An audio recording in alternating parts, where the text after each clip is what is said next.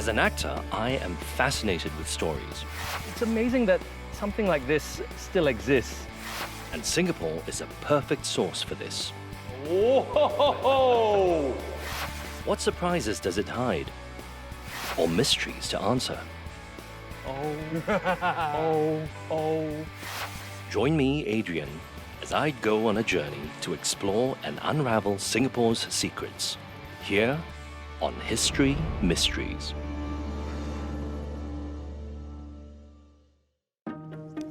You know, we all probably remember from our history lessons back in school that the British forces made a blunder during World War II by positioning their artillery facing the wrong direction because they were expecting that the Japanese would attack by sea from the south when actually they attacked overland from the north. But is that actually true? And you know, when you think about those unused guns and cannons, what probably comes to mind are the popular tourist attractions on Sentosa like Fort Siloso and Mount Imbiah Battery. But did you know there's actually another artillery position right here on Labrador Park? Just minutes away from Singapore's central business district sits Labrador Park and Nature Reserve. Featuring a breezy waterfront promenade, the park is a big draw for visitors looking for a tranquil place to unwind. The adjacent nature reserve is part of the Southern Ridges, which also comprises Mount Faber Park, Teluk Blangah Hill Park, and Kent Ridge Park. The entire area is steeped in history. This narrow channel between the shore at Labrador and Sentosa has served as a gateway to the deep waters of what is now known as Keppel Harbour since the 1400s. And scattered all around Labrador Park are remnants and reminders of a storied military past. In the 1890s, the British military started building a network of forts, pillboxes, gun batteries, and bunkers in this area and on Sentosa as part of a strategy to defend Singapore's southern and western coasts from potential invaders. But Labrador Park is famous, or should I say infamous, for something else. Now, legend has it that there's a secret tunnel that lies in the channel between Labrador Park and Sentosa.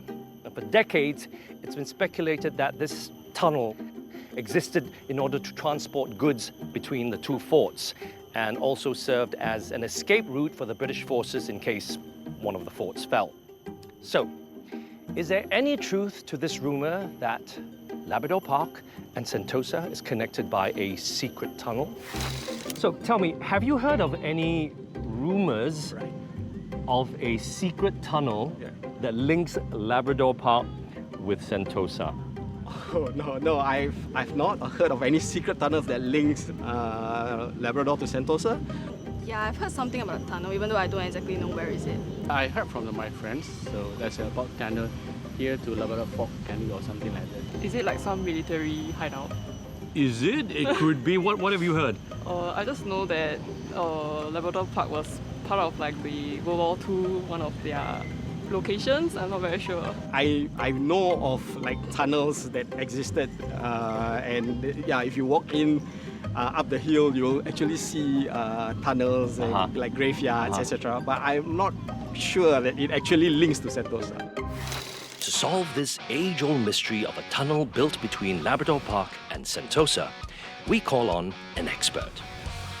Jaiture Ayadure, who specializes in military history and has led many high-profile heritage projects, including a groundbreaking historical study of Labrador Park. So, Jaya, I understand that there's an entire network of secret tunnels and bunkers that were discovered in this area not very long ago. Is that right? Well, yes, there are loads of gun positions, and the tunnels led to underground magazines. Magazines that supported the guns on top of them, and they were part of an elaborate coastal artillery fort. You had tunnels from the 1870s, all right up to the Second World War. Well, let's take a look at these guns. This is a gun from the 1890s. So it was a joy working with national parks because as we discovered this barrel, and parks then took on the project to create the rest of the gun emplacement. The barrel is original, the rest were actually recreated by Singapore's gun makers. All right, Singapore Ordnance. And the police wanted us to plug it with cement. I said, what? You cannot see the beautiful rifling inside. So we suggested instead that we put a glass plug. So kids and anyone can actually look through that cannon, all right, look through that gun and see the beautiful rifling inside.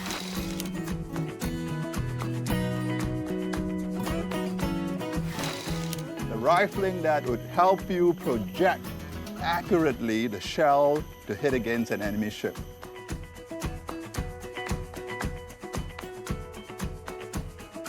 Over here, you have the same mechanism. You want to go up and try it out? Yes, I will. All right. Okay. You've got a shoulder pad. You've got those mechanisms that will move. So they work in tandem, do these? Yeah. So this by itself, and then that for up and down. Okay. So this one makes it go up and down. There's elevation, and this one turns Sideways, it left and right. left or right. All right.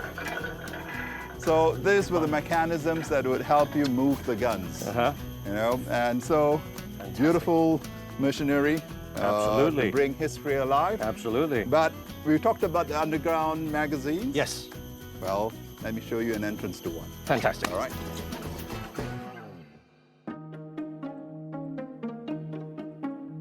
We're now walking into Labrador Battery, a position that was modernized in the 1930s. Okay, so in all history textbooks, and from my memory of my history classes from way back, my understanding is that the British military got it wrong and that they had positioned all their military might facing the wrong way. Now, is that a fact or not? You know the famous General Percival? He was a staff officer in Malaya Command at Fort Canning. Right. And he did an appreciation of the situation paper. Right. And he declared the Japanese are not going to attack Singapore from the sea. Okay. They're going to attack us by landing at Singora Patani in Thailand, Kota Baru, Kuantan, Endau, and Mersing, and they are going to come from the north. Right. So by that time, plans for the guns were already in an advanced stage. By 1939, we already had the guns installed over here, for example. And they said, okay, leave the guns where they are to defend Singapore in the south, all right? But we will push all our troops to the north. And that is why the Indian Army, the British Army, the Australian Army was sent into Malaya to prevent the Japanese from landing along the east coast of Malaya and preventing them using those roads to attack Singapore from the north. Right. So the troops defended us from the north. The guns the artillery defended was us, here. Right, the coastal right. artillery defended us from an attack from the sea. So it wasn't true at all that they Not put all their true. chips into this one position. basket. No, it's a myth that refuses to go. Okay.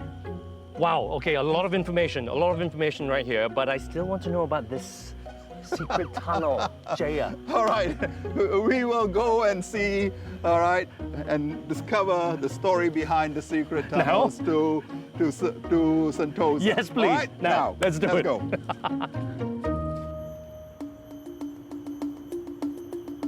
This is the entrance that goes into massive chambers inside with their own hoist lifts to bring the ammunition to the surface where the guns are. I see, so this So is we a are- magic entrance into the tunnel. The gun chambers.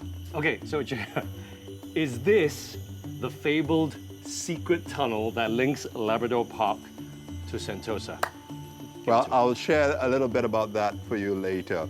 This one is a tunnel that leads to the underground chambers. All right?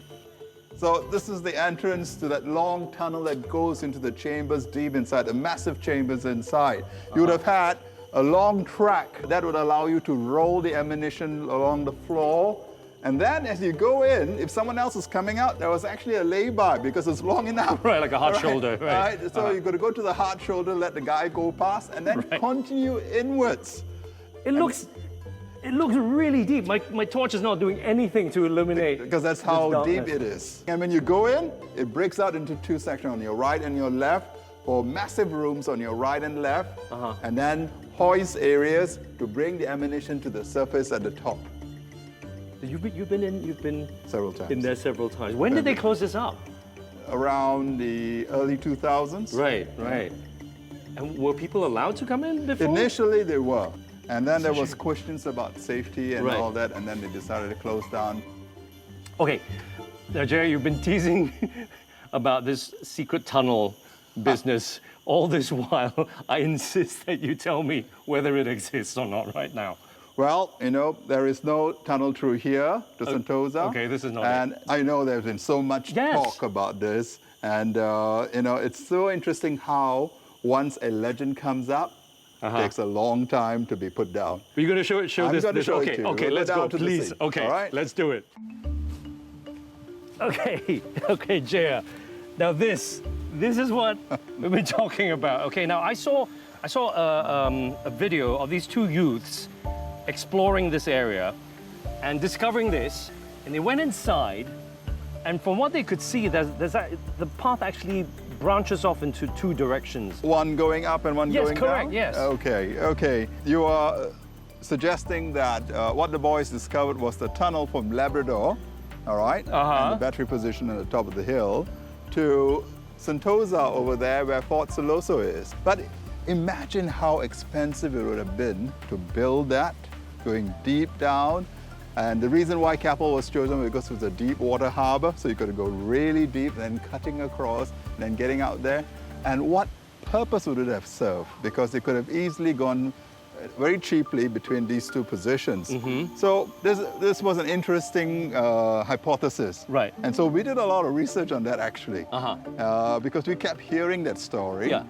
And we think we've come across what could have set this story off. Yeah. You see, what happened was that as they started building these forts, and this is the entrance into the harbor, in the late 1870s and 1880s, the British started laying submarine mines, creating a minefield under the water. This whole stretch was covered with minefields and a safety passage. And they had two kinds of mine systems. One was linked by cables. Okay. They had 8 large 500-pounder mines set in 2 rows of 4 each between Labrador and Siloso. So there would have been a shaft that ran down with the cables, armored cables that would run right through to the waters. And the mines would have been attached to those cables. right And there. then the cables would have run all across to Siloso, where there would have been the fire command center, where when you press a button, all 8 charges would have exploded. And those were just one type of mines. There were also EC or electrocontact mines. Right. So if a ship came close to it, it would have exploded. I see. And so all that would have required work from here. So imagine you need to put the cables through. So there would have been work here, and they would have been laying the cable over the seabed. Okay. So all that would have given the impression that a tunnel was being built between Labrador and Siloso. So you seem to be leading me to this conclusion that that was the actual real purpose of this. So that tunnel between Rather than Labrador this and Siloso Siloso tunnel. is an urban legend. There has been no proof of it at all. Right, so we can definitively conclude that all those rumors of a secret tunnel can be laid to rest. There is no tunnel linking Labrador Park and Sentosa. Labrador is not only known for its mysterious network of tunnels, it is also one of these places in Singapore that is high on the spookiness scale, especially after dark. I spoke with Nadia, who claims to be sensitive to such supernatural activity. Her most recent encounter was while on a night walk at Labrador Park with a group of friends. When I was walking at the hallway, I sensed that someone was actually like looking at me. And then I felt breathing over my neck. And I turned, the door closed. And I heard someone say, "Get up." Oh my goodness. Rumors of Labrador Park being haunted have existed for years. And after listening to Nadia about her encounter, I decided I needed an explanation from an expert in the paranormal field. Meet Noel Boyd, one of Singapore's most well-known paranormal investigators who has led numerous investigations around Singapore's paranormal hotspots. What is it about Labrador Park that makes it so special? Well, I think it's the dark history. You talk about World War II, a lot of happened there. the fact that a lot of the old artifacts still around, and to me, right, I always felt that artifacts like this contain a lot of energy, residual energy. So whenever we go there, we always get really good results. Yeah, we always do. So that place has never failed me. Could you tell me a couple of stories of your own experiences at Labrador Park? The one that comes to mind would be this entity by the name of Bob. Who gave him that name? No, Bob, the entity, Bob.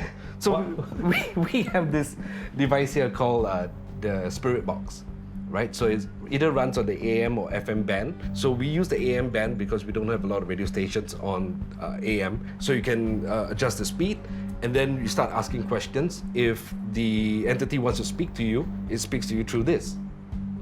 Oh my goodness. So then people will say, oh, you know, you could just pick up one of the stations and then you hear a word. So that happens quite a bit, to be honest. Right. But on this one night when my wife, right, she was part of my team, and we had this other guy that flew in from England just to be a part of the investigation. Right. So they were standing there and they were trying to communicate, and then they heard the word Bob. And then they asked this spirit to repeat. And they repeated again, Bob. And it said Bob again. And It Bob, actually responded with a name. Yeah, so Bob is a soldier who died during the war. Apparently he thinks that he's still alive and he's protecting the place. So what you've just told me, is that something that Bob himself has told you, or is this an assumption you've made? Or No. We have the evidence because it's all on camera. Yeah, and I would love to show it to you.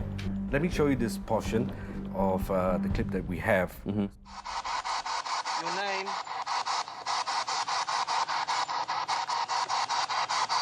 Come closer to the box.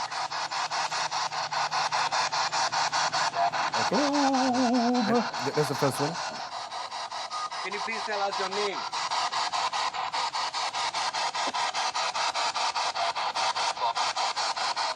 I heard that. Bob or something like that. Okay, Bob. If your name is Bob. And then he says it again. Yeah, Bob. Nice Three to meet you, times. Bob. Bob again. So that's why it's amazing. You know, footage like this or the evidence that we got at Labrador, it's amazing because we hardly get stuff like this, which is legit. We may get one word, that's it. And then we go like, can we count that as evidence? Most of the time I don't. But this time round, yeah. I mean, if we hear Bob like, well, I counted 4 times. Right. Then to me, that's compelling evidence. So was there anything further on from there? You said you felt a kind of presence, but was there anything No, we didn't substantial? capture anything here, but then we captured stuff later on. We even captured a face right at the end because we knew that we were being followed. It's captured on camera. It's in the video? Yeah, it's in the video. Okay. There's no explanation why that should be happening. What is that? No explanation whatsoever. Gone past all the other lights, absolutely there. Wait, this kind of flashed in front of the camera. Yeah. So you only discovered this this face in post. In post when you left the place. Right. So this is another part. Yeah, this is a tunnel. There's quite a few at Labrador. So this one's got a gate, so you can't go further than this. So we place a static cam here just to see whether we could detect anything. Our static camera captured this, a dark mass that moved from the wall into the tunnel. Look at that. Yeah, I see it.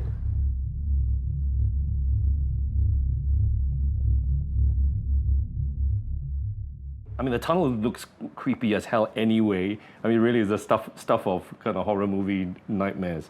But to see that figure cross when obviously there's nothing that would have blocked the light. You know, with paranormal encounters all around the world, shadows, it's the most common. Right? So people see them in their homes, in their bedrooms, when they're out in a park. Yeah, so what we captured here is it's something a lot of people have seen. Cool. Thank you so much. You're welcome. You're welcome, Adrian.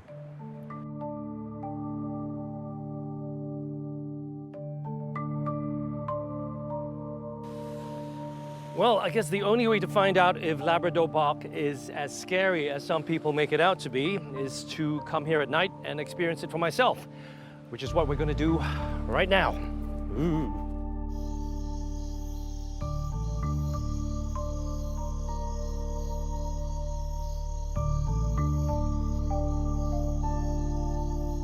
Well, it's really dark, it's really late, and I can see why some people might think this place is spooky, but to be honest, for me, there's a strange sense of peacefulness here. I like it.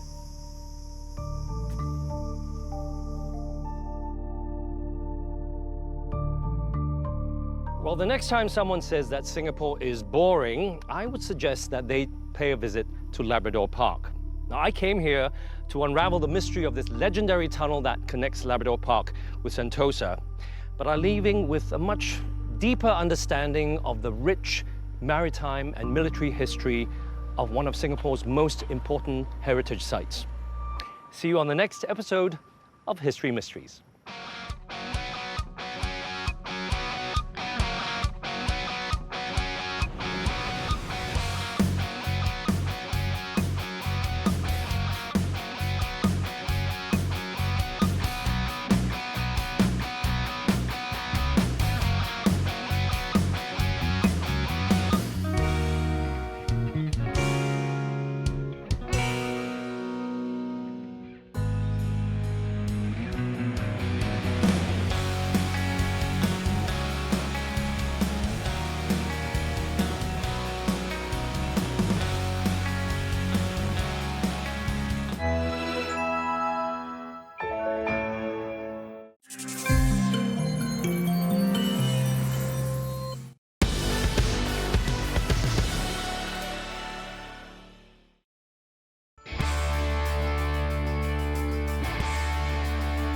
As an actor, I am fascinated with stories.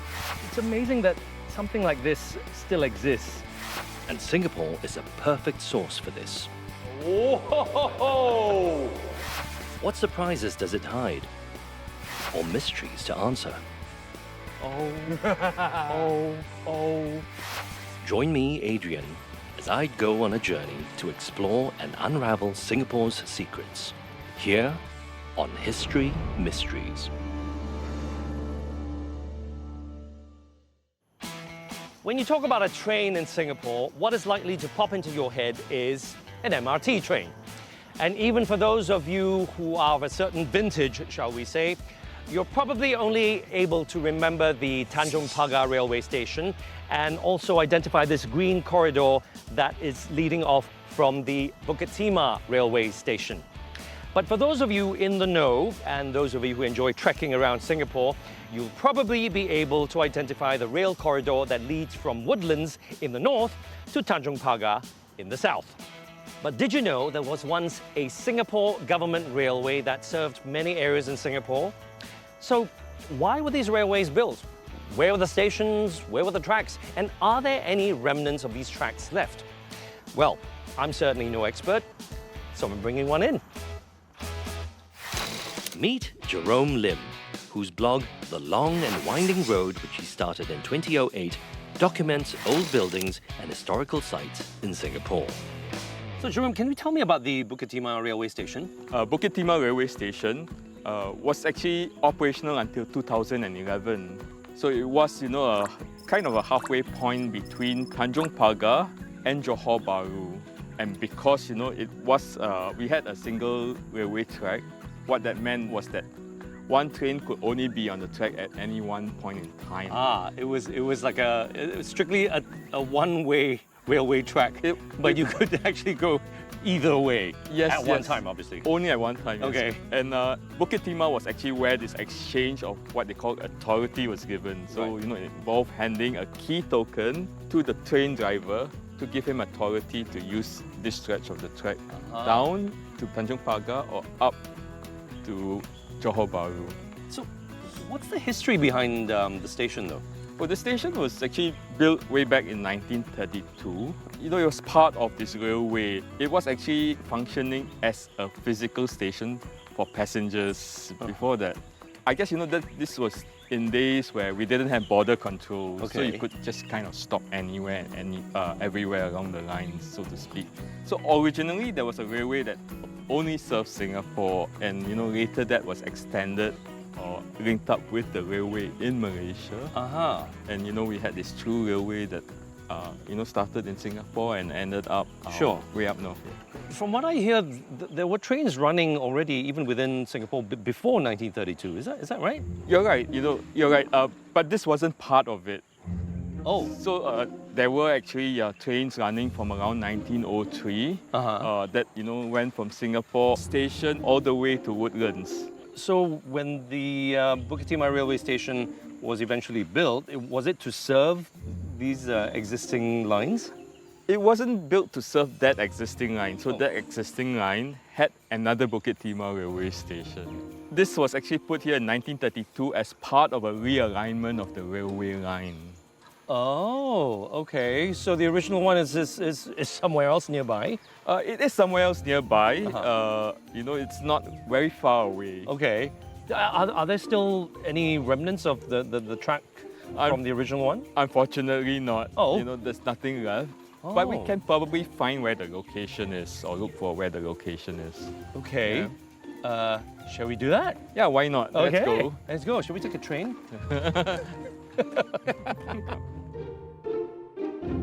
So, from the Bukit Timah railway station built in 1932, we travelled to the original site of the Bukit Timah railway station, which existed in 1903. Right. So, Jerome, you brought me to this very unlikely place to locate this station. Yeah. Where exactly are we? This map actually kind of shows us where the station might have been. Okay. So you do see there's a Presbyterian mission church there. Okay. So I think this corresponds to this Presbyterian church. This one? Great, okay. We should be in this corner here, where the RS railway station and the postal and telegram office PTO. I actually got a friend, Mr. Mok Lai Ing.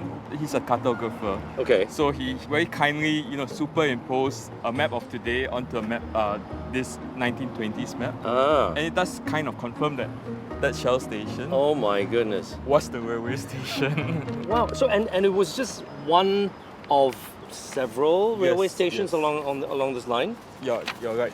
So what it did is, it connected the stations in the north. So there was Woodlands, Bukit Panjang and Bukit Timah. And the railway line actually ran down this way onto Dunnan Road. And it ran down to Holland Station, Holland Road Station, Coney Road, Newton. And then it turned towards Emerald Hill. And it crossed Orchard Road, crossed Killiney Road, and then it ended at the terminal station at the foot of Fort Canning Hill. Right, okay. And this was in operation, about 100 years ago. More than 100 years ago. Right, So it started operation in 1903. So the first section was up to this point. From Singapore Station, which was at the foot of Fort Canning. Right. And then in April 1903, this was extended up to Woodlands. Right. So when did the very first train set off? It set off on the 1st of January 1903 at 6 a.m. Oh wow, so it was quite a momentous occasion. It was. On New Year's Day. So who were the regular passengers though on this train line? It wouldn't have been your ordinary folk. I think if you think about it, fares were pretty pricey then. Right. So first class ticket from Singapore station to get here to Bukit Timah would have cost 56 cents. A lot of money. It would have been a lot of money at that time. Would have even cost a second class passenger 35 cents. Okay. And maybe third class 21 cents. Right, okay. Which at that time, obviously, only a certain class of people could afford. Yeah, you're right. Right, so, right. I think one of the primary passengers, were people like the Europeans who could afford them, and maybe the Chinese, the richer Chinese, maybe the Babas. In fact, the Babas were very fond of actually traveling to Johor. Okay. Why so? Because for gambling, there were kind of the casinos of the old days back then. And you're saying that there is a Fort Canning station that was called Singapore Station. That was called Singapore Station at the foot of Fort Canning. Right. Yeah. Are there any traces of it left? No traces of it. But we can go and have a look at what's there right now. I would love to. Yes. Let's do it. Let's go. From the original site of the 1903 Bukit Timah railway station, Jerome brought me to the site of the Singapore terminus at Fort Canning. So, Jerome, you said Fort Canning, right? And the station was at the foot of Fort Canning. Where Fort Canning right now? Where could it have been? Yeah. So that's what we have this map for. Oh, okay. Yeah. So you got a trusty map. Yeah. You can see. We are more or less standing at the foot here. Right. Of Fort Canning Hill, in this location, and this is really where the first station was. So we were literally standing where the station used to be. Wow, and there's no trace of it left at all. There's no trace of it left at all. Oh, that's a shame. Any idea what it used to look like? I actually have a picture. Of course you do. Yeah. Can I take a look? Yeah, let's take a look. Yeah. So this is what it looks like. So it was built in 1903. 1903. But in 1907 it moved. What, just after 4 years? So what happened was there was an extension that was made to connect to the docks at Tanjung Pagar, as well as all the way to Pasir Panjang. Right. So that meant that the train actually ran down that way. Okay. So this station was kind of off alignment. So hence they decided to move the station nearby. Oh, so it moved entirely rather than just building an alternative one. There was an alternative one, and actually what became of this space was it became a goods handling yard. Okay.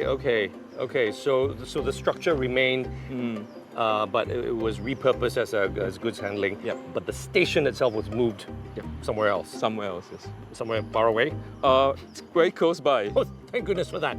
Is it walkable? Yeah, we can walk there. Let's have a look. Let's take a look.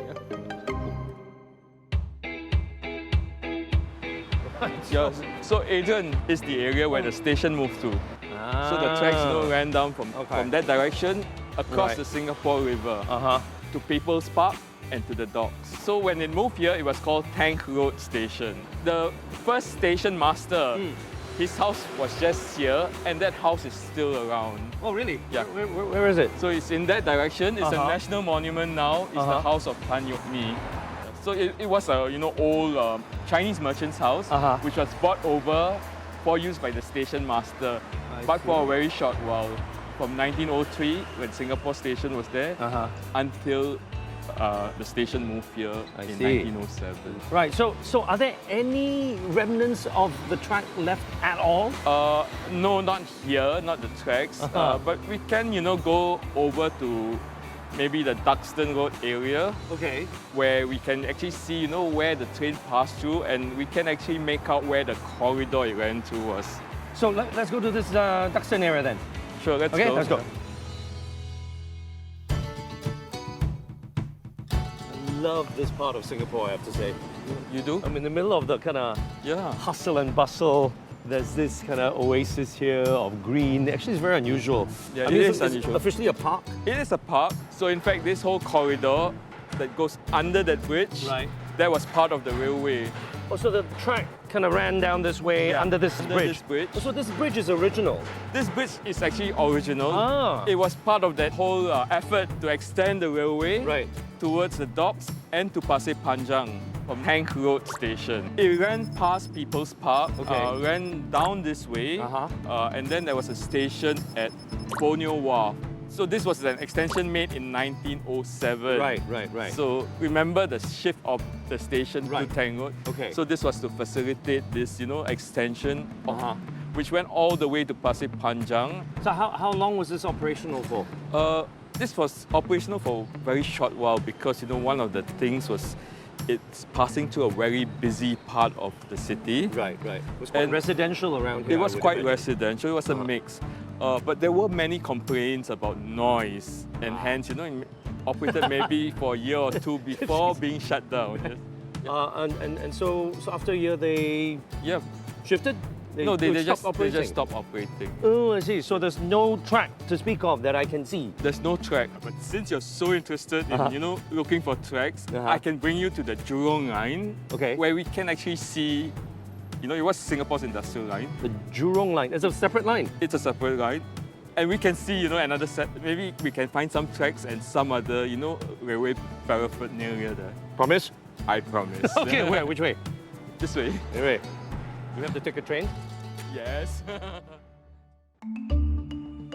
Finally, Jerome was bringing me to see some railway tracks, which are remnants of the industrial freight-only Jurong line opened in 1965. Whoa, whoa! My goodness, Jerome! Isn't it amazing? It is awesome! Something you really don't expect in Singapore. Yeah, absolutely. It is awesome. Isn't Jerome, it? It was really worth the trek here. So I mean, is there an official name for this tunnel? There isn't an official name, but it's often called, the Jurong Line Tunnel because, it actually runs under Clementi Road. Okay. And it goes all the way to Jurong.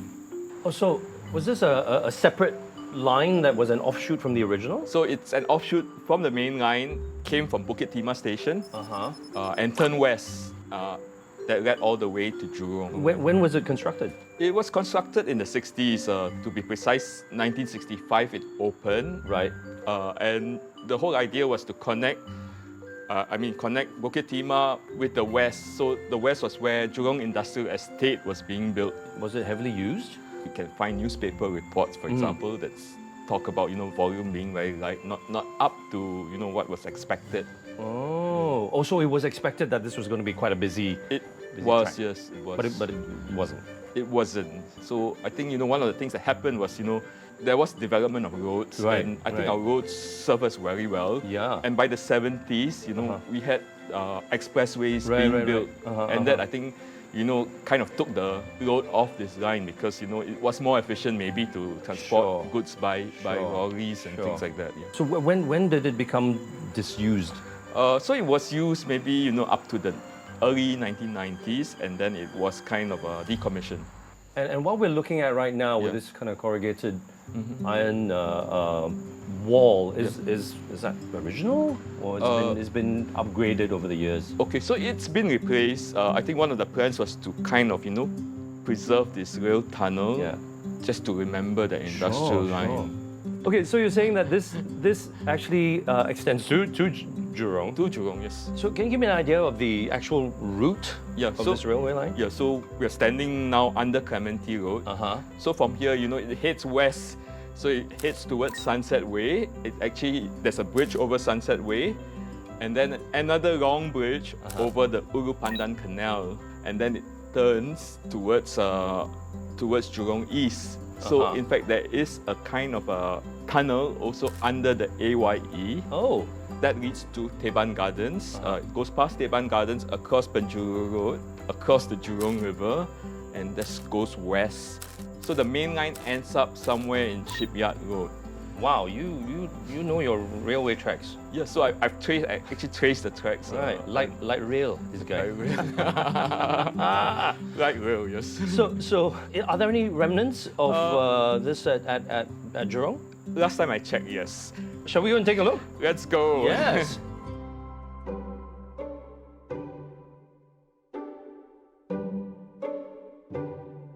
Jerome brought me to Tanjong Kling Road, just east of Refinery Road, in the vicinity of Boon Lay. What are we doing here? Okay, so Adrian, here we are. What do you mean here we are? All I see Right is here. this? This, yes. This used to be a train track. It used to be a train track. It used to cross the river here, head in that direction from where we were. So I'm assuming this big building wasn't here before. It certainly wasn't here. So it sits right in the middle of the train tracks. So it's one of 8 bridges that used to line that whole path. There were 3 tunnels, 8 bridges. This is the westernmost one. There's a certain kind of beauty about it, actually. There is a certain kind of beauty about this. I think it's something that you find across Singapore. If you walk around the things like this to uncover, you know, mysterious places like this. To uncover. So, you know, each of these do tell that story, a story that maybe might surprise you. As long as you're willing to take the track less traveled. Yes. Thank you so much. Thank you, We're starting to Adrian. rain on us right now, but thanks for spending your time with us. No problem. You know, this really has been such a journey of discovery. Before this, all I had in my mind was that the railway system in Singapore just consisted of the station in Tanjung Pagar with a line that ran into Malaysia. I had no idea that there was this intricate railway system that spread throughout the island of Singapore. And finding these little clues in the form of a bridge or a short stretch of railway track just really gives you an idea that there's such a rich history behind the railway system that, you know, dates back over 100 years. And it really makes me want to find out more about not just the railway system, but what life was like back then. It's just fascinating.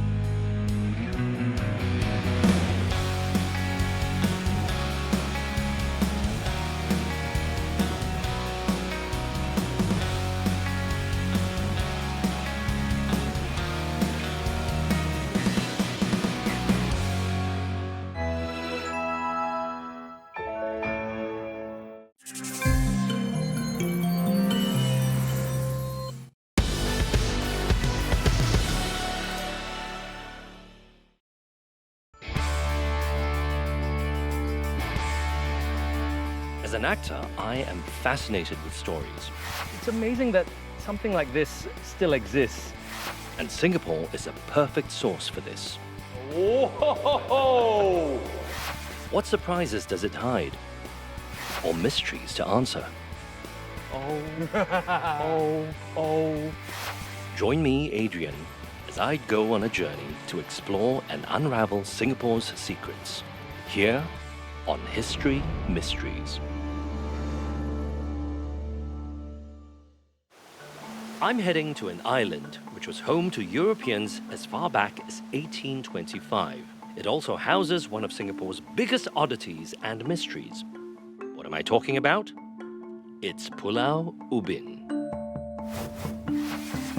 Now, on the southwestern side of the island, there is a shrine, popularly known as the German Girl Shrine. Now, who is this German girl? Why is there a shrine dedicated to her?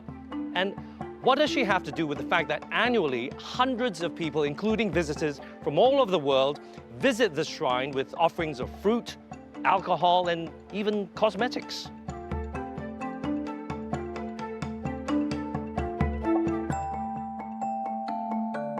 To find out more about this mysterious German girl, I'm meeting up with historian enthusiast Sandy Wang, whose research focuses on early settlers and traders on Ubin. Very specifically, I mean, the reason we're standing in front of this structure here is I want to ask about what you know about this mysterious German girl. Okay. The legend narrative goes something like there used to be a German girl who was living here with her family, who were plantation owners of this coffee plantation in Ubin. Okay. And during the First World War, the British started arresting all these alien enemy subjects. And she tried to run for her life, but she fell to her death at one of the hills during the arrest. And then the locals found her, and then they built this shrine for her because apparently her parents were nice plantation owners. So the locals actually built this shrine for her. That's according to the legend. So historically, did the British government even round up German civilians during World War I for internment? It was more of an administrative kind of situation when they tried to intern the Germans. So they would actually ask them to report at this particular time at the jetty, and then they'll ship them off. So the men and women and children, they were all dealt with differently. So the men would be interned either at Tanglin or sent to St. John Islands, where they will be sent to Australia at a Holsworthy internment camp. So it was a very orderly, very systematic and it was process. it took over quite a few months. Women and children were given the option to head over to neutral places, say Java or the Dutch East Indies, or they could go further up north to the unfederated Malay states. Would historical facts support this tale of a German girl and her family being on Pulau Ubin? Who were these European settlers living on the island in the 1800s? To be honest, they were not settlers, but they were estate owners. So they were estate owners of the Pulau Ubin estate, but then they were not actually living on the island. The three owners of this Pulau Ubin estate, they came here to Singapore around the 1870s. So were there technically actually three families? I'm not sure if they were, the whole families came over. But there were three European men who actually came together to buy this plot of land. Yes, so the first one was Daniel Brandt. Where was he from? Daniel Brandt was, his nationality was Austrian. Oh, okay. Yes. Okay, so Austria. Okay, then we have Hermann Muhlinghaus. His nationality is German. Okay, representing Germany. Okay, Muhlinghaus. and the last one was Thomas Heslop Hill. He's from England. They bought the whole plot of land together. Wow. This part here, it was for plantation. They wanted a coffee plantation, but half of it was devoted to coconuts as well. So the first time they bought over here, they cultivated 50 acres of coffee and 50 acres of coconuts. And in 1892, both Thomas Heslop Hill and Hermann Muhlinghaus transferred the ownership of this plot of land to Daniel Brandt solely. So this plot of land has been associated with Daniel Brandt & Co. for the most part of the time since 1892. How successful were these plantations? It carried on at least until up to the war, and then it transferred to the Serangoon Rubber Company. In 1915. Like completely transformed. Yes, but it remained a place for plantation. So it's different crops, but it remained a plantation land. So there might be something to the German girl legend after all. Maybe some details like her nationality or the year she died might be wrong. But there seems to be some credence to this bizarre tale. Let's see if the shrine's caretaker can tell me more. Uncle, 你在这里打理的多久？差不多20多年了。可是它那里面有一个神像啊，是不是那个姑娘的神像？对呀，她手拿个咖啡。对，我咖啡机啊，就是要问他手上拿什么？他以前的老爸是这边的咖啡园主。那你知道这个德国姑娘的名字吗？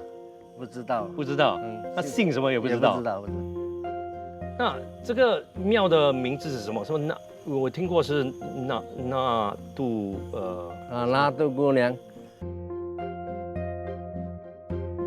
现在建庙了，就改成柏林院。以前他在山上有个工厂啦，走了不顺，每次都坏，他就去问神，神他就问他想要建个庙给他，他就走了就 OK 了，顺了。这个庙以前是在另外一个地方是吗？对，在山上那边。从小我5岁啊，有跟着你爬上有跟这个阿嬷上去，他带我上去看。那为什么要搬到这里呢？因为要采那个石矿啊，石头弄到征用那个地啊，他搬来这边咯。那现在比较方便了，在这里在这边对呀，不用爬山。对以前很高嘞。So when the shrine was moved to this location in 1974, the German girl's remains were exhumed. The remains, including a crucifix, strands of hair, and coins, were said to have been placed in an urn. But there was soon to be another strange turn in this fascinating story. 听说原本的骨灰瓮是被人家偷了，是吗？是啊。为什么有人要偷？他那筹码票中了玻璃，他就来拜拜咯。他买那个胭脂水粉啊、锅龙水啊粉啊来拜咯。他们认为那个这有好运气，所以把那个好运气带回家的。对呀。你没有想过要？没有，最好不用了。最好不要。Then 现在有新的骨灰瓮了，是吗？好了，新的这个咯。哦，里面是什么？不懂了，我没有看过，没有。不敢去动啊，不敢去动。哦 ，OK。那原本的骨灰瓮是多大的？你知道吗？比较小一点。比较小一点，这个比较大。啊，这个比较大一点。The German girl shrine in Pulau Ubin throws up more questions the deeper I delve. Yet, this unsolved mystery hasn't stopped first-time visitors.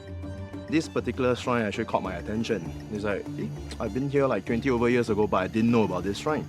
Or those who have come for divine intervention and blessings. It would be good to pay some respect and at the same time pray for some wishes. Or those who have discovered other explanations for the origins of the German girl. Like Kenneth here, also known by his online persona, Qi Shaoye, who has a vlog that examines the history of local temples and shrines. So what is it about this shrine that particularly fascinated you, that you wanted to find out more about it? So this shrine fascinates me because, yes, it's so mysterious. There's no concrete evidence to show that where she's from, how she died, you know. So I start to ask around. Right. So I went to one of the temple in Ubin with Haw Par Villa. So they mentioned that this Amma, her husband, played his part in bringing the remains of the German girl down. So from there, I start to probe in. I start to ask her more about history of the German girl. And her version is German girl did not fell from the cliff and died. German girl escaped and then she was sick and then she died on top of the hill. At that time, this Amma, her husband, participated in the excavation of the German girl. Right. The shrine on top of the hill down to this place. Wow. So when they start to move her stuff, they found coins in her hand. They put her hair, cross and all these coins into an urn. Okay. An urn and bring down here. And then they erected a rundown shed over here so that people can continue to pray to her. People thought that this coin is from Victorian. When Amma showed me the coin, because Amma hold one of the coin, and then we went to do some research. The coin is actually from the North Borneo era. The German girl's altar is adorned with all manner of interesting offerings such as powder boxes, makeup sets, water bottles, and even beer. But perhaps the most bizarre manifestation of the German girl comes in the form of a Barbie doll. After the original urn was supposedly stolen, it was replaced with another urn, and it was presumably empty. The Barbie doll was then placed in front of the new urn to be a more significant focal point of the altar. But how the Barbie doll got there is also quite fascinating. So I believe there's a doll that's part of the shrine? It used to be a Barbie doll. Okay. Yep. So because when they shift the remains down here, and there's no effigy, right? And then one day, one of this resident of Ubin, migrated to Australia, and then he had a dream. That the German girl asked him to go to one place to buy a Barbie doll. Yep. And then he had this dream for consecutively three nights. Wow. So he went to the shop there, he found the Barbie doll. Yep. So he bring the Barbie doll back here and become the effigy of this German girl shrine. Yeah. As a representation, a yes, symbol of this German girl. Correct. And this is a resident or a descendant of a resident who used to live here? Correct. Wow. Now imagine having a dream 3 nights in a row about a German girl asking you to buy a Barbie doll from a very specific shop. And then when you go to that shop, you find that exact Barbie doll that you saw in your dream. I'm getting chills just thinking about it. But does this mean that there's something paranormal about the German girl shrine? Well, I know just the guy to help me with this. Meet Noel Boyd, one of Singapore's most well-known paranormal investigators who has led numerous investigations around Singapore's paranormal hotspots. So Noel, now I'm sure you're very familiar about the legend of the German girl shrine on Ubin, right? Yeah, I've been there a few times. Yeah, it's a very interesting place because it's always changing. Right. So I think there are people responsible, they feel that they're doing a good deed, so it's always renovated. There's always something new about it. Right. Actually, it's very interesting that you say it's always changing, because I guess people's perception is that Ubin is a place that's kind of almost frozen in time, but you think it actually is evolving and changing, or at least the shrine is, yeah, right? just a shrine. Because a lot of people go there, right? Right. To pray, and a lot of them want to win the lottery and such. Yeah. So I think if they do win, so they do something nice in return. Have you heard about this dream that one of the villagers had about a Caucasian girl that asked him to buy a particular Barbie doll, and he actually went and bought the exact same Barbie doll? Now, do you think a dream like that is a real thing, or a manifestation of a spirit trying to communicate with us? You know, ghosts have been known to be able to communicate with us humans through dreams. So a lot of times people do have dreams of this nature. Right. Yeah, so it's not uncommon. Oh my goodness. Yeah, but you know, the fact that this guy had this dream like 3 times in a row, and then he found that exact Barbie doll. Yeah, I think that's pretty unique, no? So, as a paranormal investigator, I'm sure you've had your own experiences on Ubin itself. Can you tell me about some of it?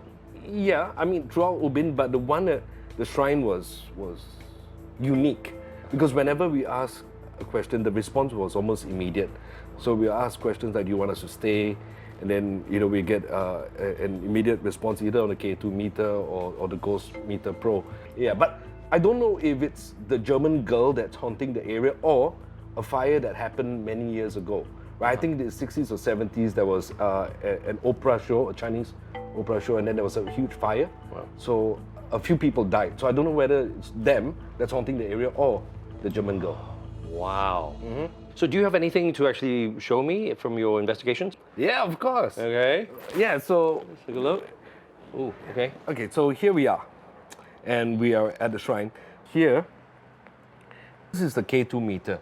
So it detects EMF signals that's in the area. So you've got to be pretty close to the meter for it to react. So when it does, it lights up. So we ask questions like, is there anybody here? If there is, touch the meter. And then if it's immediate response, then we can pinpoint like, yeah, something's trying to communicate with us. We are sitting just outside the shrine.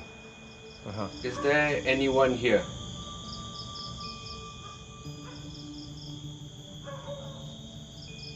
And you can see the K2 meter working now. Yeah.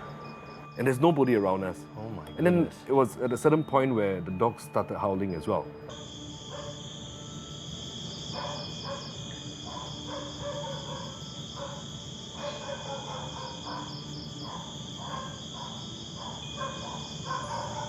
The dogs are going crazy. I think we were here for like maybe half an hour to 45 minutes. And that's pretty awesome, because a lot of other places that we go to, it's, you know, you got to be there like 3, 4, 5 hours. Yeah. So, of all the places in Ubin, yeah, this is one of the most active locations when it comes to the paranormal. The one that made the K2 blink. If you are the one that made the K2 blink, you can touch the K2 now. Thank you. Thank you so much. Oh, right. My arms and legs just... It's almost like it's a current, you know? It's like this wave I'm totally getting chills of right now. pins and You getting needles. chills? It's not chills, it's just like a wave of something. My goodness, that looks creepy as hell. Do you want us to leave? If you want us to leave, I want you to touch the K2 now. Will you look at that?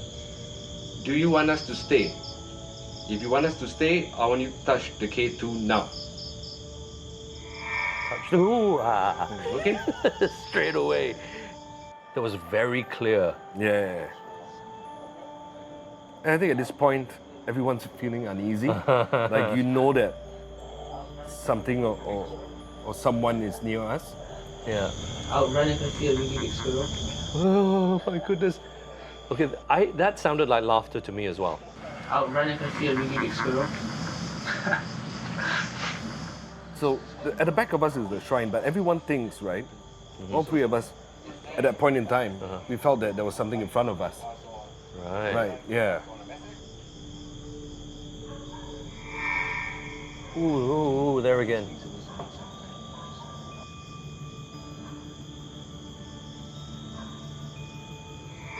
It's very easy. Whoa, that is intense.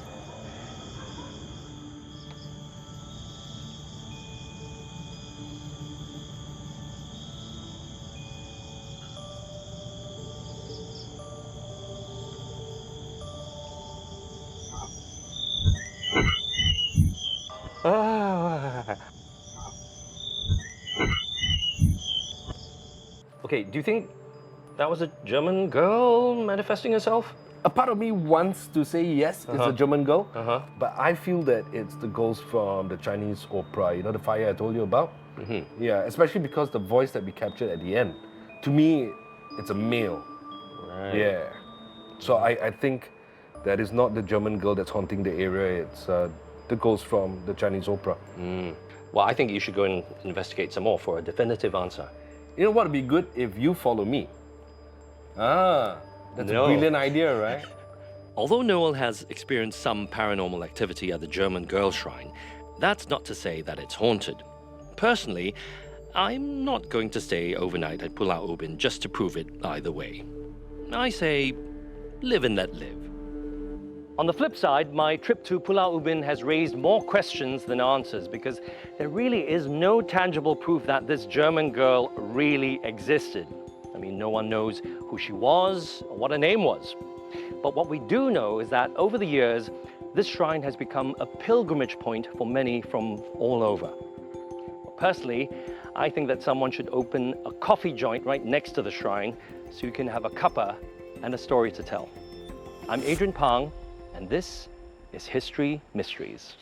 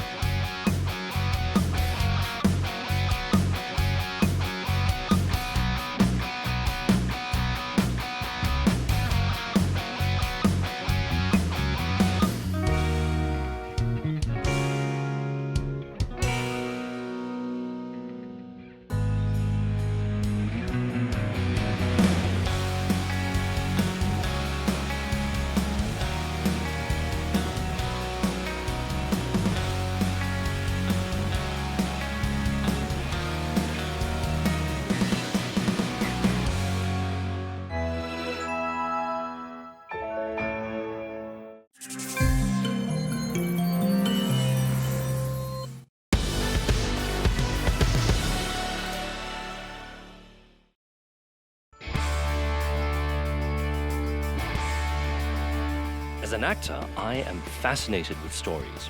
It's amazing that something like this still exists.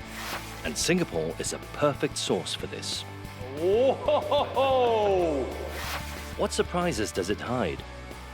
Or mysteries to answer? Join me, Adrian, as I go on a journey to explore and unravel Singapore's secrets. Here on History Mysteries.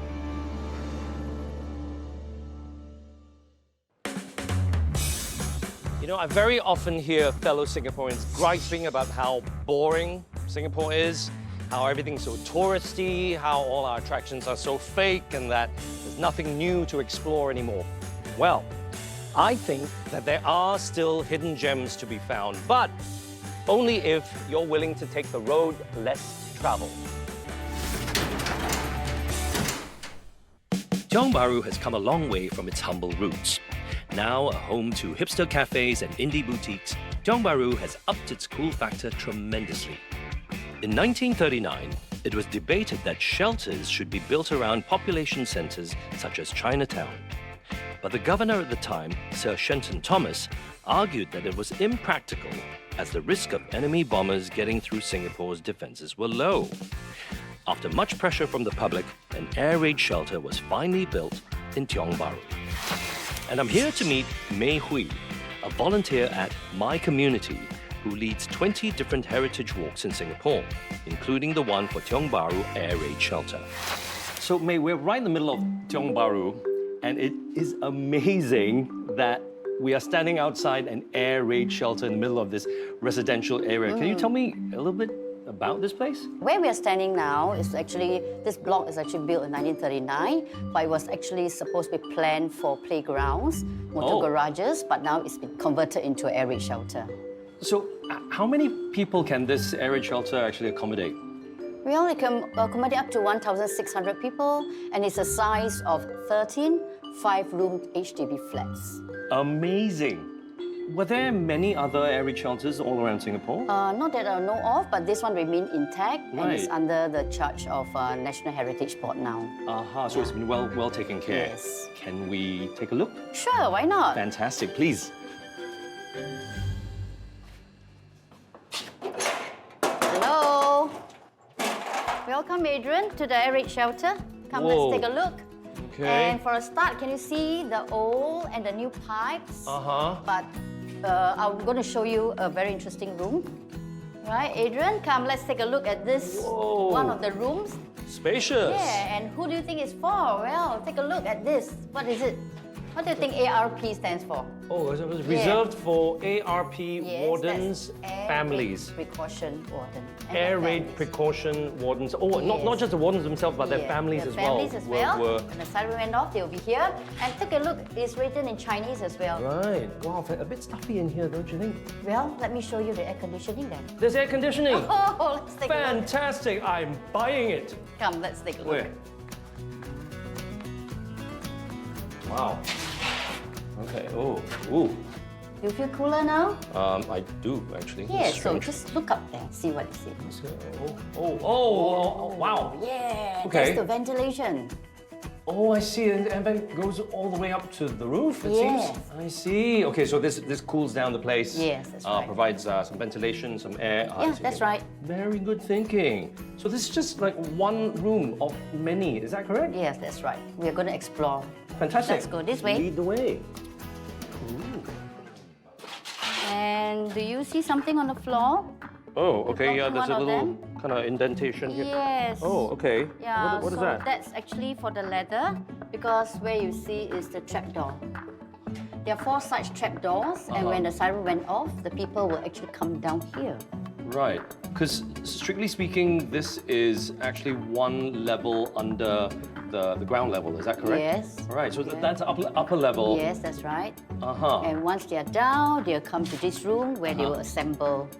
Whoa, so can you show me another room? Sure, why not? Okay, This lead the way.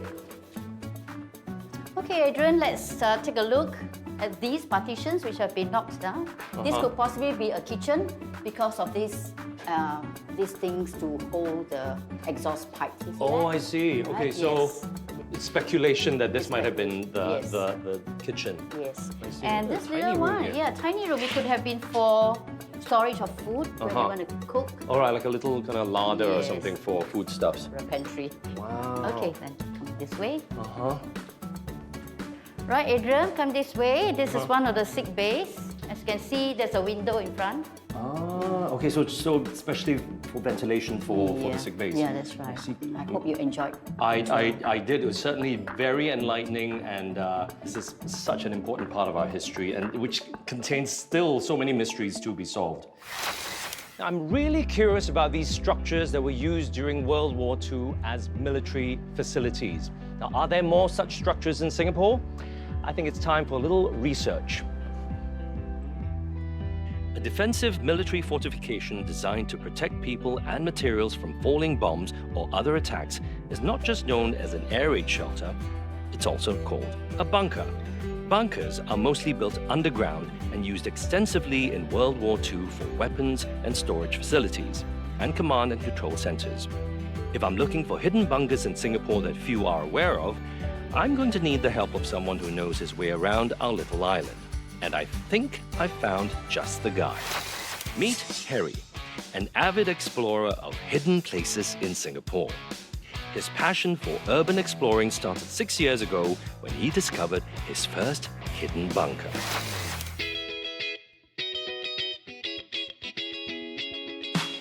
Wait. Harry, are you sure we've come to the right place? I mean, most people come to this area to go to Sia Im Hawker Centre. Are you sure we've come to the right place? Yep. If you want to know more, just follow me and you can see for yourself. Okay. Let's go.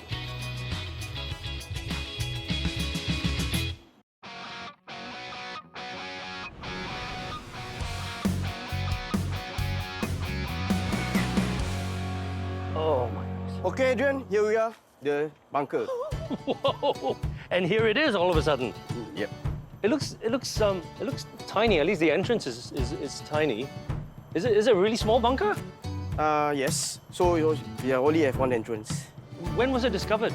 Oh, it's discovered in 2005 by a blogger from One of Explorer. They are the veteran explorer in Singapore. Unfortunately, not a lot of this private bunker is known, as there were no records available.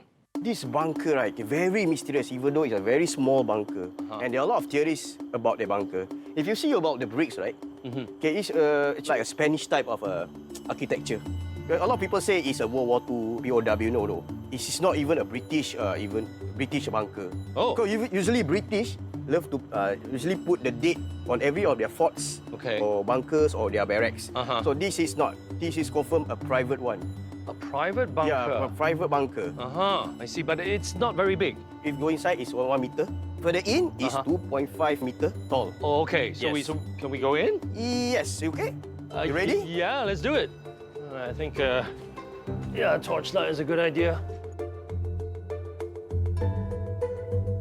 Oh, my goodness.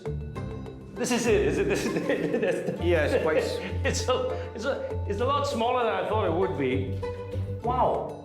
And the whole of it has got this kind of archway kind of feel to it. Yeah, according to the research, it's actually inspired by the Spanish architecture in the 1800s. Right. So, dating back to the 1800s? Yeah, 1800s, yes. Ah, okay. So, when you see this metal, right, okay, one of the theory is actually the metal is got to do with these 3 holes. Some say it's a filter, some say it's a pipe. So, it support the pipes onto this generator. You know what, Harry? I never ever would have expected in a million years that there would be something like this, a bunker like this hidden in this heavily vegetated part of Singapore that's right next to a car park, just out there. I mean, it's incredible. I mean, Adrian, don't be surprised, Adrian. There are a lot of mysterious and hidden bunkers around Singapore. So I can bring you one, which is at the north side. Okay. You can see more about the one inside the forest. Fantastic. Of the northern area. Let's do it. Let's do it.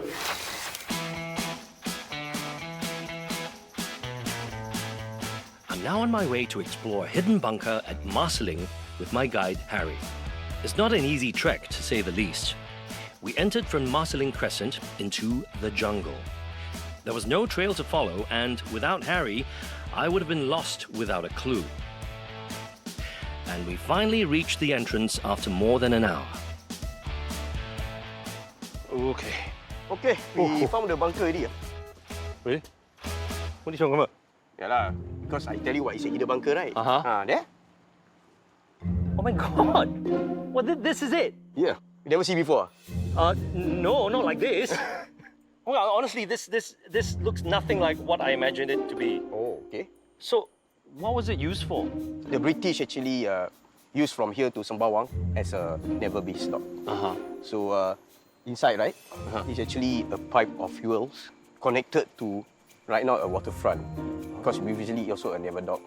So, all the navies were actually parked there, right? So, they will actually channel all the pipes to here. So, unfortunately, the place actually was disused. Yeah. It's been disused since what?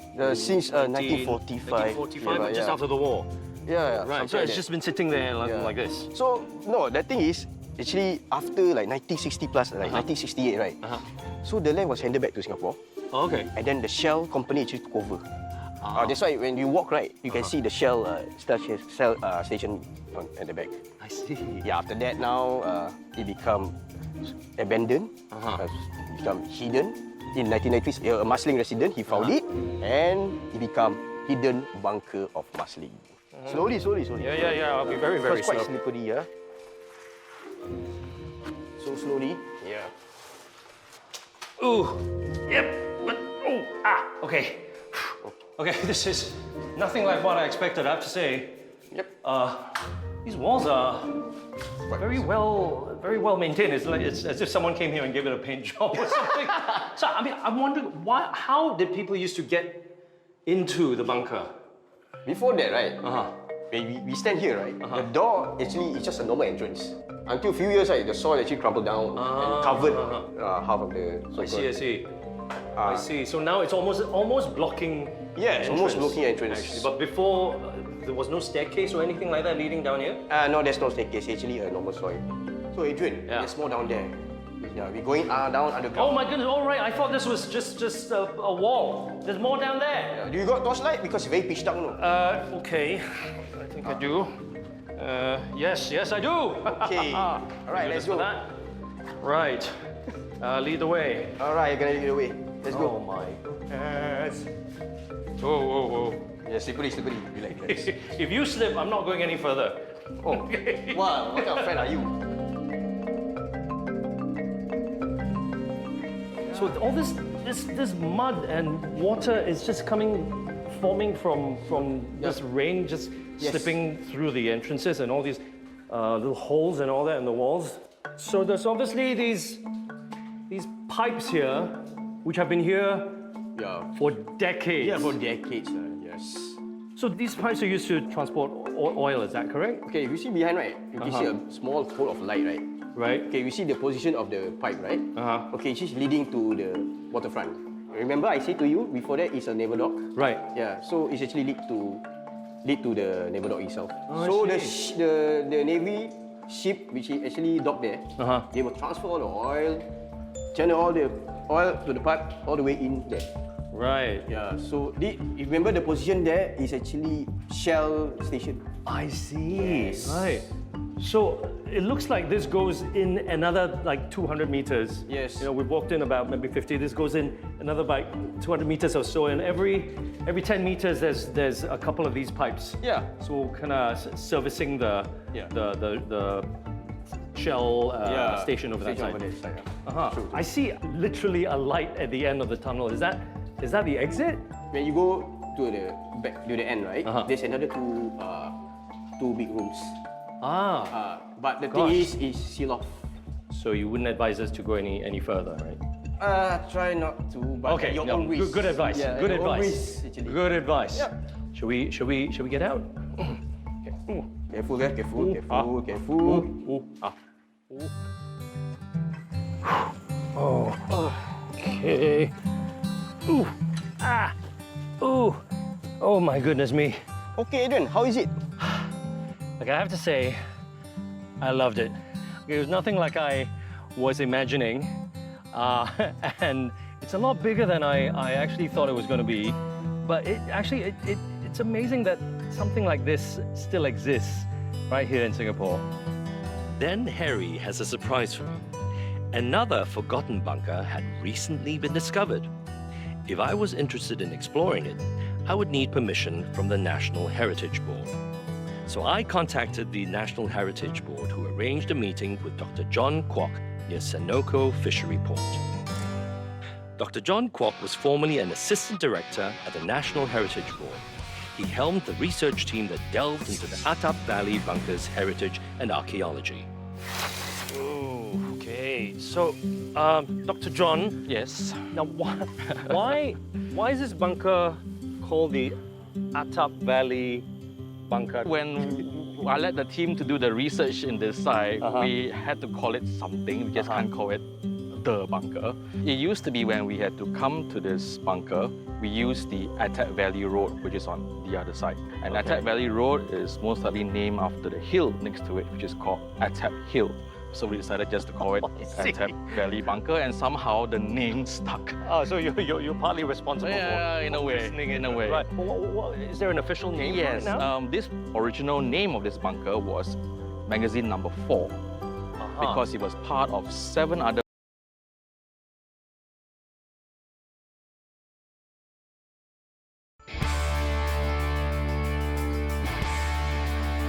As an actor, I am fascinated with stories. It's amazing that something like this still exists. And Singapore is a perfect source for this. Whoa! What surprises does it hide? or mysteries to answer? Oh. Join me, Adrian, as I go on a journey to explore and unravel Singapore's secrets, here on History Mysteries. Built in 1937, Haw Par Villa is Singapore's oldest theme park. Under its colourful facade lies spooky supernatural stories and secret locations. But what is fact or fiction? It all began with this humble ointment, whose tagline went, "Work where it hurts." Now, this little jar made big money. Now, most of us know the All Brothers for this ointment, as well as the park that they built at Pasir Panjang, Haw Par Villa. But did you know that there's yet another Haw Par Villa at Coney Island? Now, from all the pictures that I've seen online, the villa seems to have been abandoned and nobody else has bought it. But why did the All Brothers build this villa on this island in the first place? And where exactly is it? Time to take a visit to Coney Island. Coney Island is also known as Pulau Serangoon. Originally just 13 hectares, it expanded to over 100 hectares after land was reclaimed. About 50 hectares is now Coney Island Park, which was opened to the public in 2015. But in the 1930s and 40s, this was known as Haw Par Island. The island was eventually sold in 1950 to businessman Ghulam Mahmud, who wanted to turn it into a holiday resort and thus renamed it Coney Island. In 1937, the All Brothers, Boon Haw and Boon Pa, decided to build a villa on the island. Now, I've seen some videos online, and this is one that was shared by the National Heritage Board in 2015 when Coney Island was open. Now, it's apparent that it's been overgrown by vegetation, and I believe it's fenced off. Now, I'm not going to trespass, but I'm going to, take a peek from the outside and see what I can see. So, the search begins. Do you know of a Haw Par beach villa on Coney Island? No. Not really. No, I didn't. This is a picture of what it might look like. You didn't come across anything that looks like this? No, you haven't. No. But that's right there. First time. Is in there supposedly. Would you believe me? No, I've never heard of it before. You don't believe me? You don't believe me? It's there apparently. I see.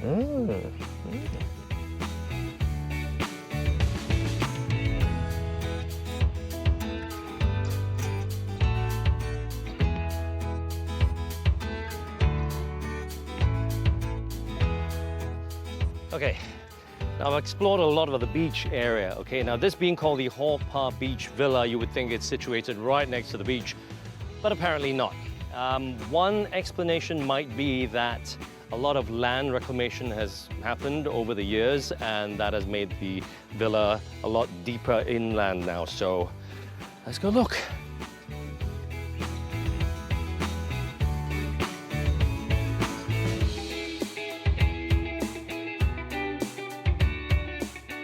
Back in 1937, when the villa was built on this island, if it was as peaceful and lovely as it is now, I can see exactly why the All Brothers were attracted to this place and wanted to build a villa right here. Because you're surrounded by sea and there's so much lovely greenery. It's super peaceful here.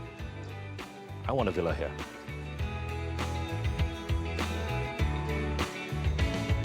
Oh, whoa, whoa, okay, I see something. I see something over there. Could that be it?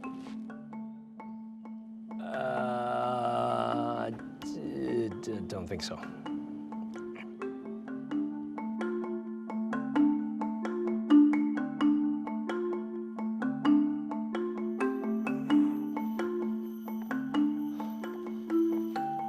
Okay, so it's a bungalow I'm looking for, right? So that means, I'm assuming, a single-story building. Great, because that makes it even more difficult to find amongst all this mass of vegetation. Wonderful.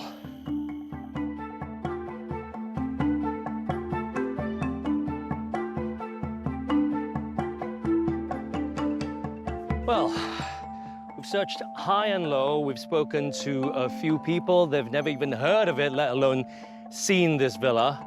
I'm sure it's in there somewhere, perhaps really, really deep into the vegetation, but I really wouldn't recommend traipsing in there because I think it's kind of precarious. So I think this marks the end of our search for this mythical villa, which is a bit of a shame because I really would have loved to have seen it with my own eyes, because I got so many questions like why did the All brothers decide to build a villa here? Did they return to it after the Second World War? Just so many questions. And I think to find out the answers, I'm going to have to speak to another expert back at the Haw Par Villa that we all know and love. Dr. Donna Brunero, a senior lecturer at NUS, specializes in the history of the British Empire and is well versed in the All brothers' legacy. Now, I've just paid a little visit to Coney Island, which obviously has links with this lovely Haw Par Villa. How much do you know of the family's history and the heritage on Coney Island? Okay, the Coney Island Villa, Haw Par Villa in Coney Island, there isn't so much information on it, actually. It's part of a larger picture when you think about it, because the All family was so wealthy, really fabulously wealthy. Having a villa and having your own island was very much, something that they could afford to do. It makes a lot of sense if you think about the All brothers, and All Boon Haw in particular was known for being ostentatious, for being extravagant. Why have a beachside villa if you can own an island? Yes, indeed. But why choose a site that was on that side of the island? If they want somewhere that is coastal, or they want their own private sort of retreat, then this island would be perfect for them. The only mention I found is in one of the histories of the family, where they talk about one of All Boon Haw's wives not being well and spending time at this particular villa. Oh, I see. Okay, that makes total sense. Because the seaside is meant to be good for your health, and this whole idea of the retreat from the hustle and bustle of the city. So how much do you actually know about the villa on Coney Island? Yeah, I think there isn't much that's been written on it, actually. What I managed to find was that it was built by a Singaporean architect, or it was designed by a Singaporean architect, Ho Kwan Yew, and he is one of the early sort of generation of Singaporean trained architects that are sort of emerging and building in a modern style rather than the classical or classicism, right? So he's really opting for something that is quite different. So this is basically what I know about it, and that it was considered this idea of the holiday bungalow. That is absolutely fascinating. Shall we take a walk, try and spot some tigers? Oh, you'll see them everywhere. The more we talked, the more I found out from Dr. Brunero about the All brothers, Boon Haw and Boon Pa. By 1920, All Boon Haw was the richest Chinese in Rangoon. Eager to expand his business, he migrated to Singapore 6 years later at an age of 45 and started his Ing On Tong factory along Neil Road. They made their fortune through their trademark Tiger Balm ointment and built a huge business empire which included the Siu Chin Jit Po, their first newspaper published in Singapore on January 15, 1929, which was used to promote their most popular product, the Tiger Balm ointment, and their branding. Older Singaporeans may still remember it, as it ceased production only in 1983. In 1947, Boon Haw founded Chung Kiao Bank and became the bank's first chairman. But how did the idea of Haw Par Villa come about? The story goes that All Boon Haw was driving he wasn't driving, he had his driver driving him in his car. The car broke down. I believe it could have been the car that he had with the tiger's head on the front. It broke down somewhere here. Okay. And he had looked up at this hill and really liked what he saw in terms of geomancy, in terms of a hill that looks down to the sea, and decided to buy this land. On that, he built this wonderful villa for his brother, so for All Boon Haw. At their peak, the All family owned many properties in Singapore, including the famous Tiger Balm Garden, or as was later known, Haw Par Villa. This cultural park reflected Boon Haw's deep passion for Chinese culture and mythology. He personally supervised the artisans who created many of the park's original fixtures in the hope that the park's depiction of traditional virtues would provide moral guidance to the public. The idea was initially it would be open to the public just a few days a year, around Chinese New Year, but over time this changed and it became a public garden. So, where was the villa? And how big was it? And most importantly, how much did it cost them to build? To get the answers, we needed to hunt down this man. Meet Jayature Ayadure, historian and principal consultant in the establishment and management of Haw Par Villa. The steps here represent just one of the 3 entrances into the garden that goes into the house. And as you enter, you see the leopard and the tiger on both sides because they represent the 2 brothers, Bun Haw and Bun Pa. See, cultured leopard, cultured tiger. They started building the villa in 1935. Took them 2 years to complete it. It's a grand building. And because the brothers were so modern in their approach, the Art Deco style that came up in the 1920s, well, the brothers were the latest with the fashion. So this great mansion was built by the elder brother for the younger brother, who had not 1, but 3 wives. All reports say that the family got on fine, and you had a huge mansion with more than 9 rooms and 4 bedrooms. When you look at it, when it was built in 1935 and completed by 1937, it was one of the most expensive homes. It took more than $250,000. That was massive. Then I discovered from Jaya that when World War II broke out, the park and villa were taken over by the Japanese forces, forcing Bun Haw to move to Hong Kong and his brother Bun Pa to flee to Burma, where he died in 1944. The 2 brothers never met again. After the war, Bun Haw returned to Singapore only to find his villa and park damaged during the war and looted after the Japanese surrendered. Devastated by the loss of his brother and the destruction of his prized properties, Bun Haw decided to demolish the villa, though he did try to rebuild the park. Before this, all I knew about them was Tiger Balm and, of course, Haw Par Villa. So I'm so glad to have gotten a chance to find out so much more about the brothers' personal lives, their stories, their secrets, and the drama behind the legend and the human beings behind the businessmen. But what about the stories and secrets behind the All Brothers Haw Par Villa? Is there some truth to the urban legend that Haw Par Villa's infamous 10 courts of hell is the actual gateway to hell itself? Or is it just a harmless tale told by our parents to scare us into behaving? In search for an answer, I'm meeting Rahim, who says that his friend had a spooky encounter at Haw Par Villa when he was working there. And Rahim is convinced that the encounter actually happened. I'm a performer there in Haw Par Villa. So since 1990, late 1990, opening of Haw Par Villa. So my job is to entertain the crowd and, Then there's this period. They decided to open during the night. I think it's somewhere in Chinese New Year. Okay.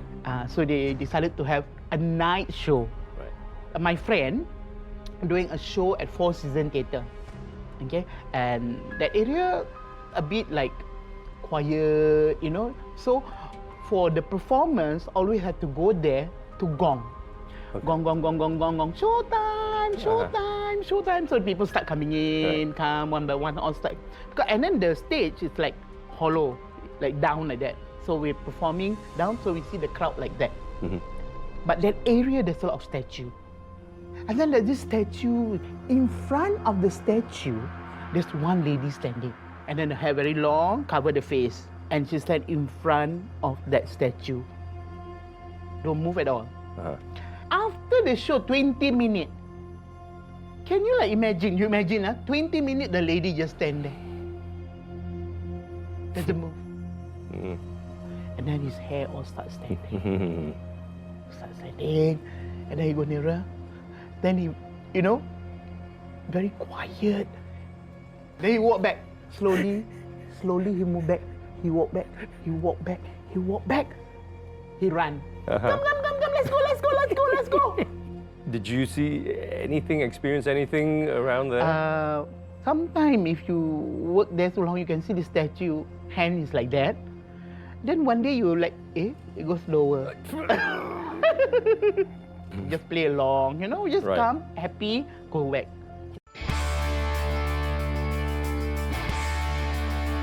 As an actor, I am fascinated with stories.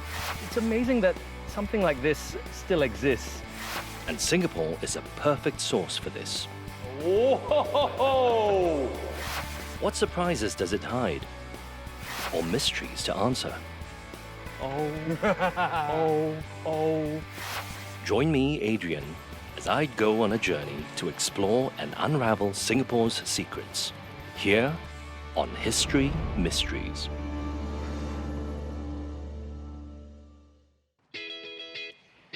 Its address is given as Orchard Road. Now, I'm talking about the official residence of the President of Singapore. Now, all of us know of it as the Istana. First built in 1869 by the first colonial governor of Singapore, it was then known as Government House. And then in 1959, when Singapore attained self-rule, it became known as the Istana. Now, the important word there is the, because as far as most of us know, it is the Istana, the one and only Istana. Now, some of us might know of the Istana Kampung Glam, which is now the Malay Heritage Centre. But did you know that there are actually more than 20 sites of Istanas in Singapore? Now, the word Istana means palace in Malay, which makes it extraordinary that a small country like Singapore could have been the site of more than 20 Istanas. So, where are they? And what's become of them? Let's find out. In my search to find out more about the old Istanas of Singapore, I decided to head to the leading heritage institution for the Malay community in Singapore, which is also known as Istana Kampung Glam. The story of Istana Kampung Glam began more than 2 centuries ago. In 1819, Raffles signed a treaty of friendship and alliance with Tunku Hussein and Temenggung Abdul Rahman to establish a trading post on Singapore. As part of the treaty, Tunku Hussein was recognized as Sultan Hussein Shah of Singapore. Kampung Glam was allocated to him, and the Sultan built his palace here and moved his family to Singapore. Between 1824 and 1826, under the patronage of Sultan Hussein, Sultan Mosque was built next door. In 1840, the present 2-story Istana was commissioned by Sultan Hussein Shah's son, who later became Sultan Ali Iskandar Shah. Suhaili Osman, a curator at Malay Heritage Centre, helps to shed more light on Istana Kampung Glam's historical and cultural significance. So, as I'm discovering, there are quite a few Istanas within Singapore itself. So this particular one was special because it's where it's located?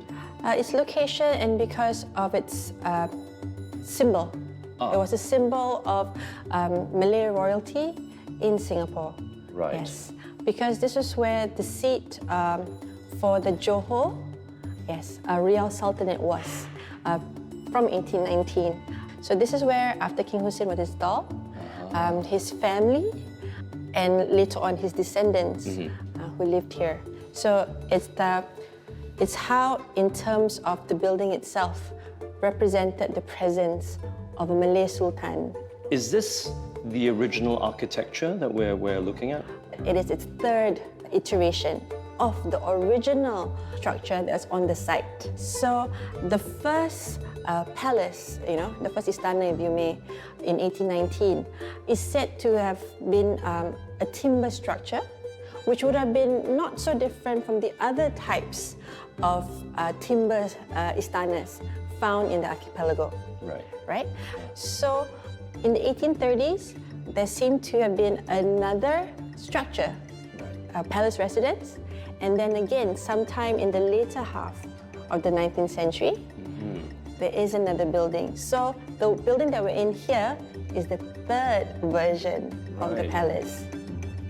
Istana Kampung Glam is known as the last royal palace of Singapore, which makes me even more curious to unravel the mystery of the old Istanas. Where did they used to be? What happened to them? And to help me on my quest is a heritage researcher, Sarafian Saleh, who has managed to recover some of that lost history. In what is the first project of its kind, Sarafian started its mapping of Singapore's forgotten Istanas in 2016. So, is there a definition of the word Istana? Okay. Istana is actually commissioned by someone of high status. Right. He will announce to the public, say that this will be the istana for the Bugis or for the Minang or for this place, okay, for the Malays. Okay, and I will be your leader. If, you can come to me to seek counsel. If you have any problems with your trade, I will help you. I do my genealogy research of my Bugis roots. Then I realized that these Bugis traders actually do trading with other community. When this Bugis trade with other community, they always go to the leaders. But you know, there are temenggong's or potmasters that govern this particular community. And where they govern is from an istana. And that's why I discovered that there are actually 20 istanas in Singapore.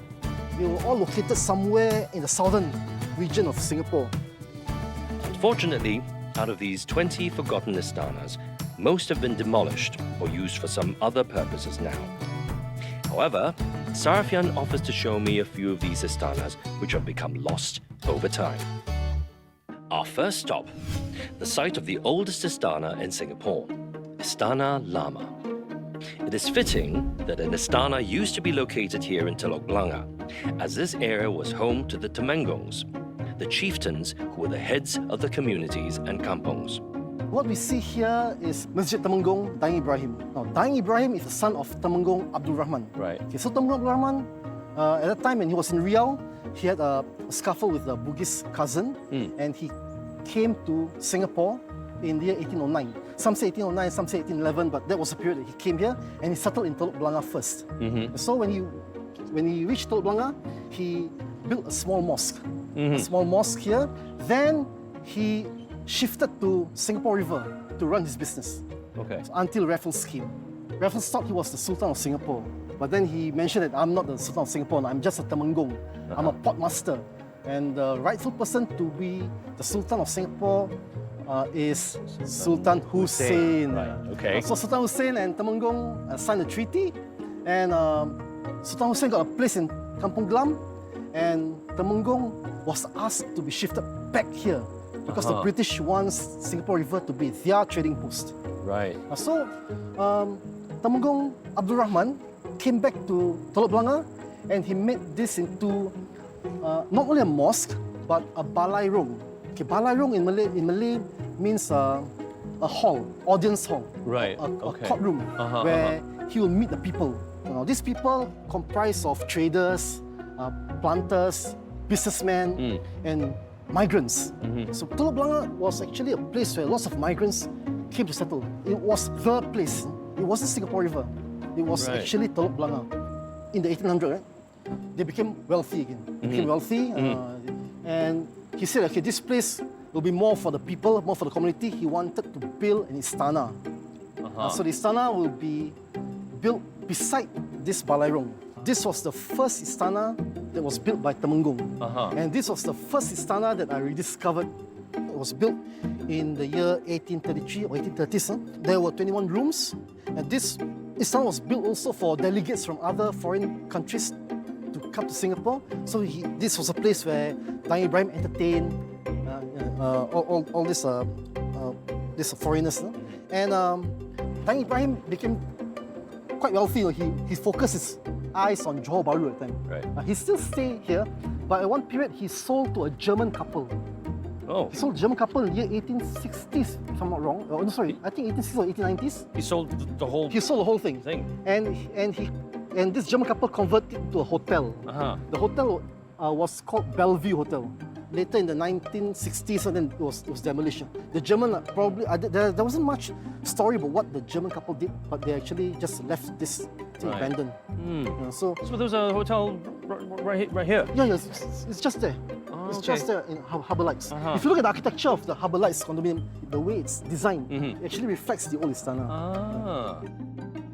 After his unexpected revelation of what Istana Lama was used for before its demolition in the 1960s, Sarafian wants to head down to an old Istana which has been hidden in the heart of the city for decades. Hard to believe that nestled somewhere near the Singapore Botanic Gardens is an old Istana which is still standing to this day. But Sarafian has an admission that completely takes me by surprise. This piece of land, they had two istanas here. Out of two, one is still standing till today. Okay. Okay, the boundary started from Ferry Road all the way to Botanic Gardens here. So the first Istana was called Teisel. So this road was named after the Istana. And this Teisel was actually built by William Napier. When he sold off this Istana, Sultan Maharaja Abu Bakar, you know, he was very wealthy at the time, so he purchased this land. So when he purchased this land, there was already Istana Teisel and Istana Woodnip. Istana Woodnip was still a small, probably a store, just a store, a stable, a store. Right. If you want to compare with what we've seen Istana Kampung Glam, okay, Istana Teisel is 16 times bigger. So it was huge. It's set on a knoll or a hill, 40 meters in height. Woodnyuk is 4 times bigger than Istana Kampung Glam. And this land still belongs to the Sultanate of Johor. So this Istana Teisel was refurbished by Sultan Maharaja Abu Bakar for his third wife.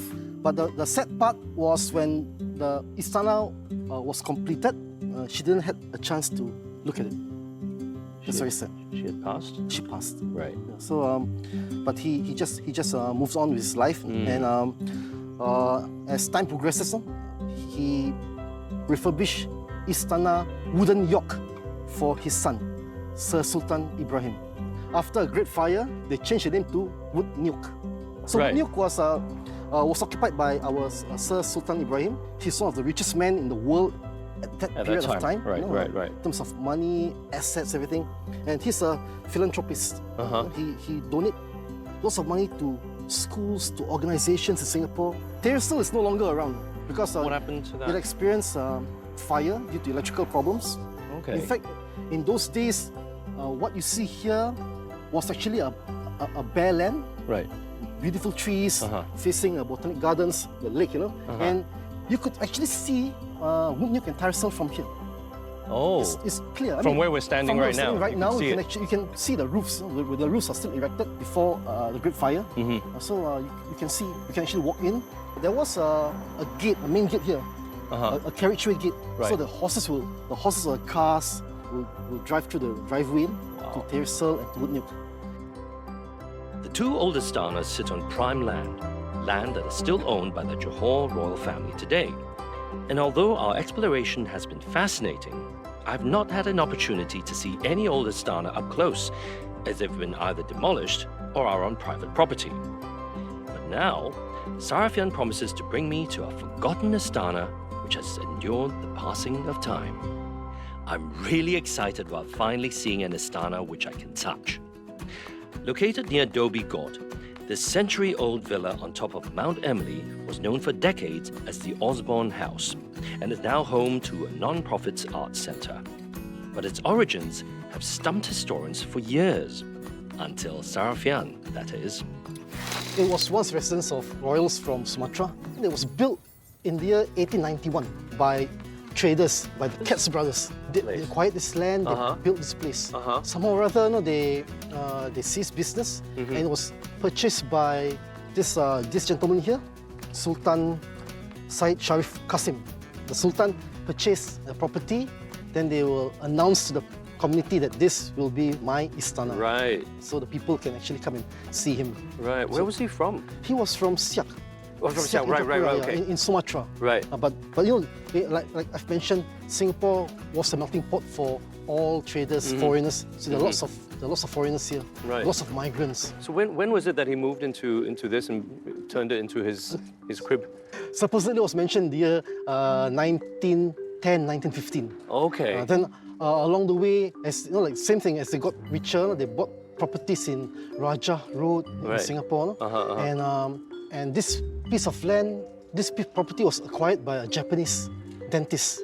His name was Mr. Jukichi Ikeda. He acquired this place in the year 1935. He stayed there for quite a while only. In 1939, the Japanese consulate, the consuls, they said that they want to have part of this place for their office. Oh, it's just before the war? Just before the war. Right. So Mr. Ikeda was asked to shift from here all the way down to the shophouses below Mackenzie Road there. Right. And this became a Japanese consul from 1939 until 1959. Okay. Then it was left abandoned, so I suppose it was acquired by the government until what we have today. Because the architecture, I mean, certainly from the exterior, it's very reminiscent of the Malay heritage center. Istana Kampung Glam, right? Right, yeah. Paladin architecture. So it's a bit British, a bit traditional Malay. Are we allowed to go inside? Let's try. Yeah? Okay, let's see what we can find out.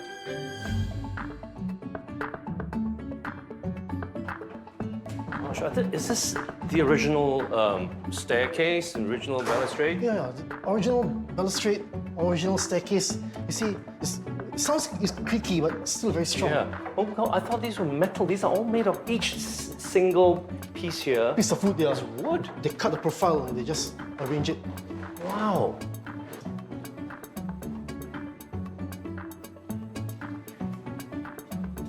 Wow, and there's more. Well, it's much larger than it actually looks from the outside. You know, I'm as awe as you. The first time I came to this place, it was very dark. Right. Now it's all illuminated. I find that this place is a little bit bigger than Istana Kampung Glam. Why do you think this particular location was chosen? Normally, in the past, kings, leaders, or sultans, they prefer to choose a place of dominance. Right. Some place on top of a hill, or cliff, or a promontory. Right. So they can look over their surveying. Exactly. Then tough. In front, what we see today, we see condominiums, houses, bungalows. But during that period, this was a flat land. Kampongs, Mount Sophia below there. Right. So you could see the sea. From here? You could see the sea from here, yes. I probably assume you could see parts of Beach Road, parts of Suntec City today. All right, yeah, So this was I can imagine that. Yeah. So this was a nice spot. It's incredible to think that this house, which is the oldest building on Mount Emily, used to be a royal palace occupied by the then Sultan of Siak. But Sarafian has saved the best for last. He's about to bring me to his most recent discovery, a forgotten Astana that no one knows about. It's a mystery that I can't wait to find out more about. Rafi, you brought me to Kallang, of all places. Are you sure you brought me to the right place? I think so, because I remember when I came here before, there was a structure that's located in Kallang. If you look at this map, it could be somewhere there. Shall we go and check it out? Let's go. I think that's the place. Wow. There's a lot of this that's still, well, I wouldn't say preserved, but it's intact. Yes, this was once called the Raja Johor Village. Okay? When you say Raja Johor Village, it really goes way beyond or way back if you look at Temenggung of Teluk Blangah. So this is very old. It's still mystery. No one actually writes about it. So it's a good chance for me to investigate, to interrogate the people who live around here and tell me what it was before. So I mean, the real kind of history of this place, it's not written. Very hard to find anywhere written. It's very hard to find until 2 years back when I was looking at the archives. I've got this map. Okay. And this map shows Raja Johor Village. Right. And there are fragments which say that during the fall of Malacca, so all the Malaccanese, all the Malays, all the traders in Malacca, they came to Singapore. And even the Bugis of Sulawesi, they came here to do trading. And there has to be a leader. There had to be a leader, there had to be a Temenggung or portmaster. Right. And I assume that this portmaster actually lived here. So this was probably one of the forgotten istanas in Singapore. Right. It was not mentioned in one of my research yet because I couldn't confirm. So this is a work in progress? It's just work in progress. But I still strongly feel that this is one of the istana that govern Kallang, this Kallang area. Right. Can I yes, you can. Am I allowed to touch any of this? You can touch, but don't bring the stones back. Looks like... Goodness me. Yes, you can see. You can see you have this oriental ventilators tiles. Huh? Right. So you think this is the outer wall? I think so. Right. This is the outer wall, the perimeter. Right. So this is the compound of the Raja Johor. So as you say, I mean, the influence is obviously kind of Chinese. Chinese. You have Chinese influence, so terracotta. It's terracotta. Right. Then you have these brick walls. Okay. Then you have the Dutch bricks. Right. That constructed this wall. So it's a mixed thing. Can we go and look at that? You can take a look at it. Come. So you're saying these are what kind of bricks? Okay, these are Dutch bricks. Typically Dutch bricks. Okay, they're flat, they're, kind of they're thin. flat, Right. very strong. Very strong. So typically they were built during the war. Right. Because it's very strong. Right. So you're saying this Istana here was probably standing as far back as 12th century? That's my assumption. Right. That's my assumption because Singapore was a trading post long back then. When Sang Nila Utama came, this place was already thriving. Right. It wasn't a sleepy fishing village, as what someone said. Yeah. It's amazing that Sarafian has been able to unearth this previously unknown part of Singapore's history. I've only managed to explore a few of these forgotten istanas due to time constraints.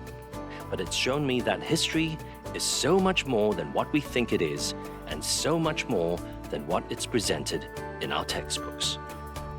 Well, you know, it really has been such a wonderful journey of discovery for me. I found out not just where these istanas were, or in some cases are, more importantly, I found out the stories behind these istanas, the existence of which I think it's fair to say most of us were completely ignorant about, including myself. It's just so wonderful to be able to visit these sites and to even enter the premises and to visit some sites where there's very little trace of these istanas right now, and just to be able to imagine what life must have been like. But it's fair to say also, I think there's still so much mystery surrounding these istanas and just so much more to discover. Thank you so much for watching. I'm Adrian Pang. Please join me on the next episode of History Mysteries.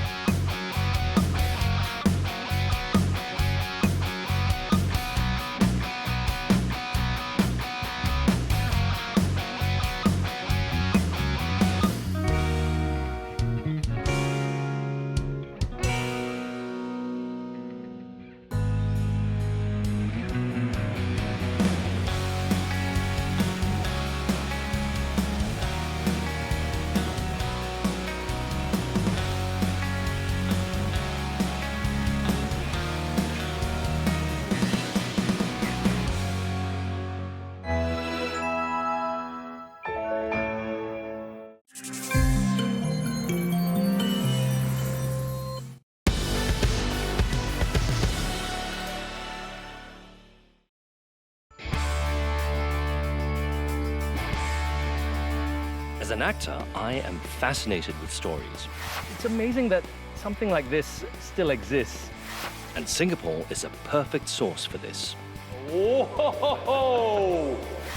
What surprises does it hide? Or mysteries to answer? Oh. Join me, Adrian, as I go on a journey to explore and unravel Singapore's secrets. Here on History Mysteries. At the end of Jalan Selimang, there used to be a grand seaside bungalow. And at the end of Jalan Dermawan, there used to be a grand hilltop mansion. Now, both these buildings used to be owned by the same person. But now, they're both empty sites with only a pair of old gates left on the premises. So, what happened to these buildings? And why are these old gates the only remnants? We search for answers to the mystery of the old gates. You know, it's nice to know that in the midst of the densely populated concrete jungle that is Singapore, you can occasionally find little pockets of lush greenery. But what is even more delightful is that in the middle of this greenery, you can occasionally discover little oddities like this. Now, what is this mysterious structure doing here in the middle of, well, apparently nowhere, in Jalan Selimang in Sembawang?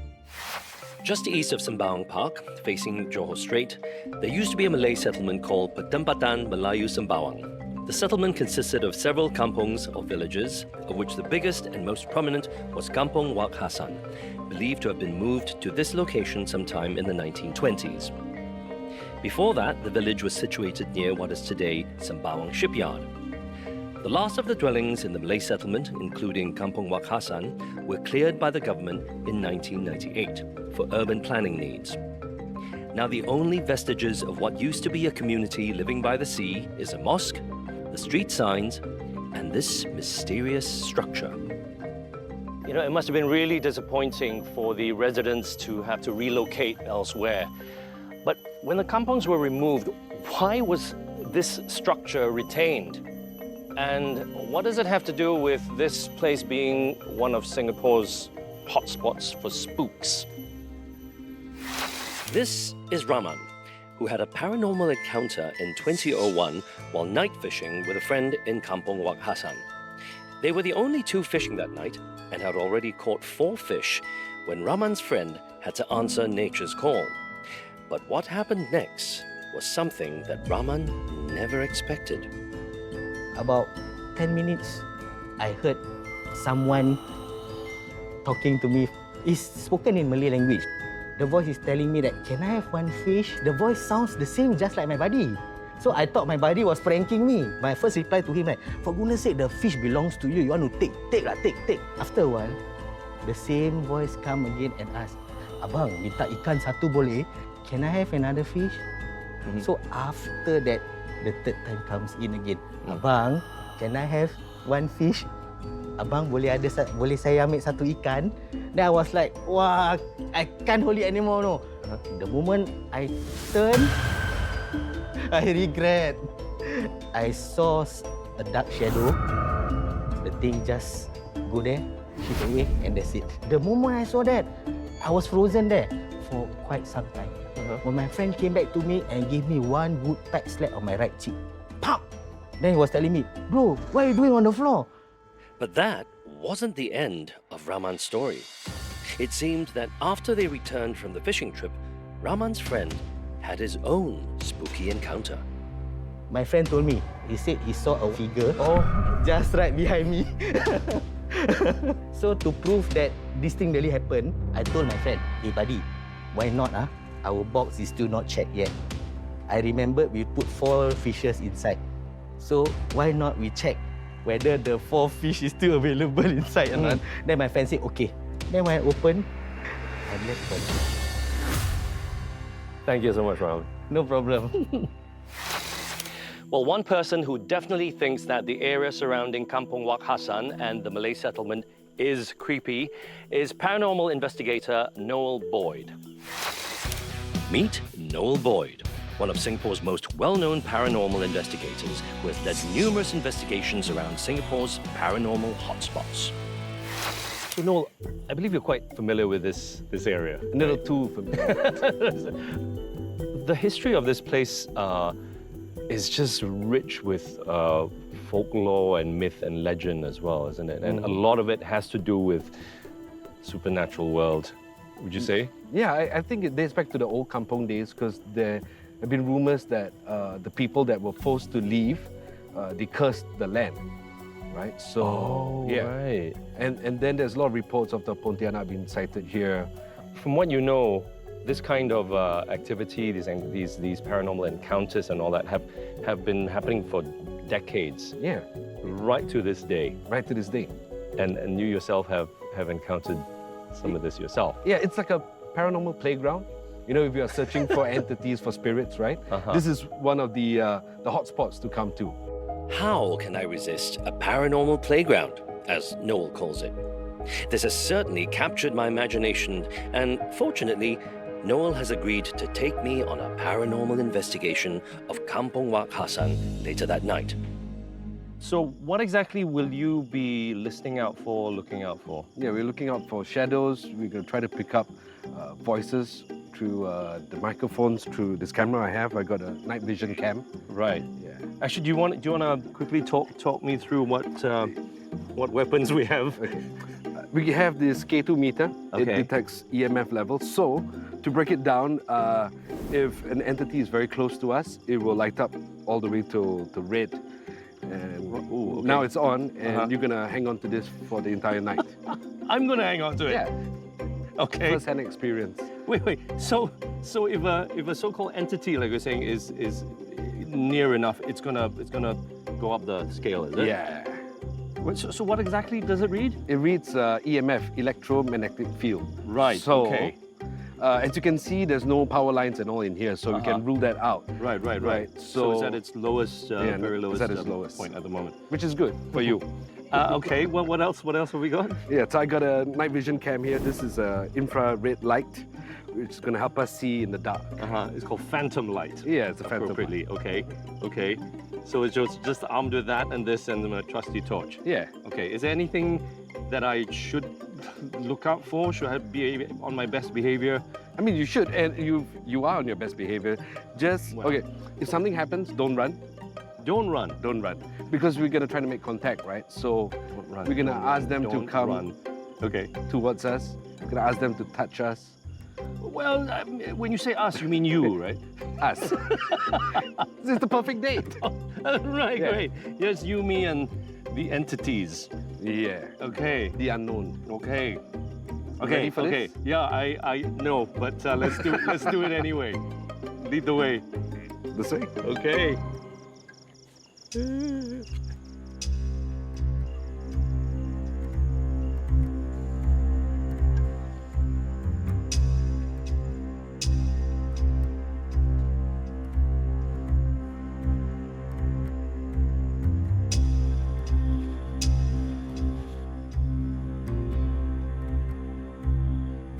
Knock, knock.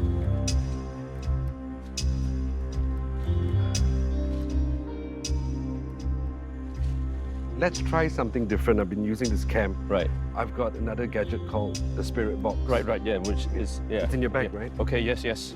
Spirit box is in my bag.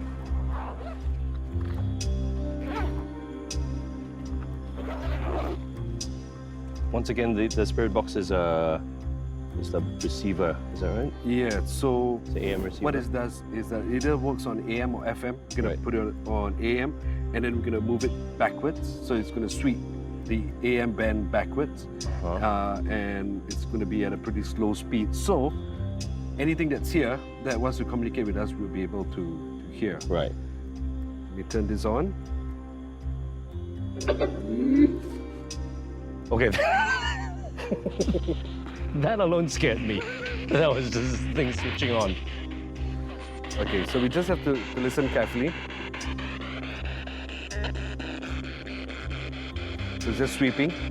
So we're coming to the end of the night. If you want to communicate with us, now it's like the best time.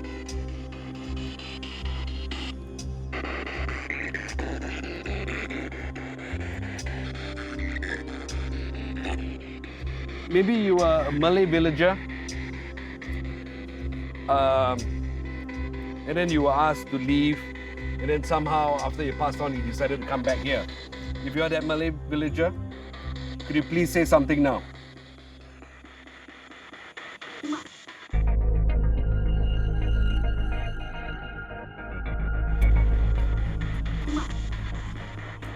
You hear something? Yeah, I did. Sounded like mak? Mak, yeah. Yeah. If you can say mak again, could you please say it now? Mak. I heard that. Yeah.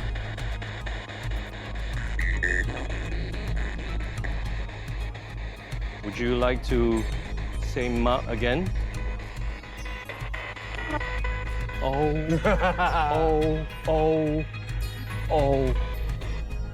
Are you looking for your mak? Are you looking for your mother? Or are you the mother? How many of there are you here right now?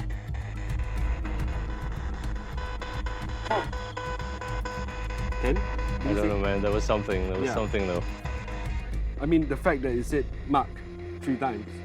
Yeah. So I'm guessing if it's unlikely to be picking up a radio broadcast that repeats the same sound, right? Yeah. But that would be a very boring radio station. Mak FM.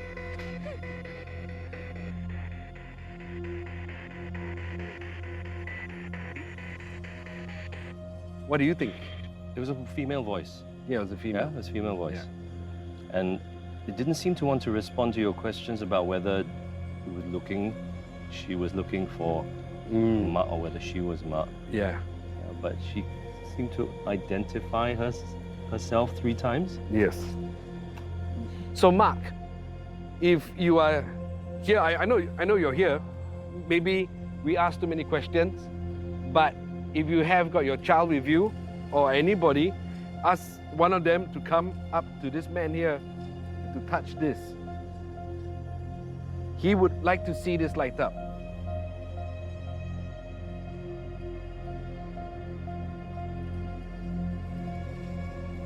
Do you mind if I try? Please, please, please.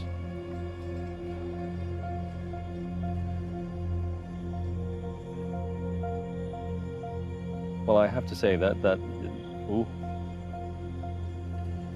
it flickered one to the next one.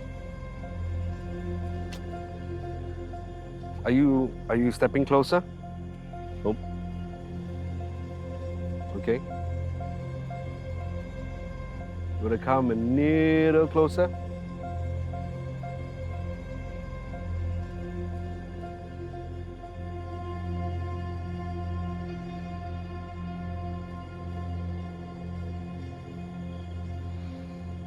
I don't think they want to speak to us. Yeah. I think they've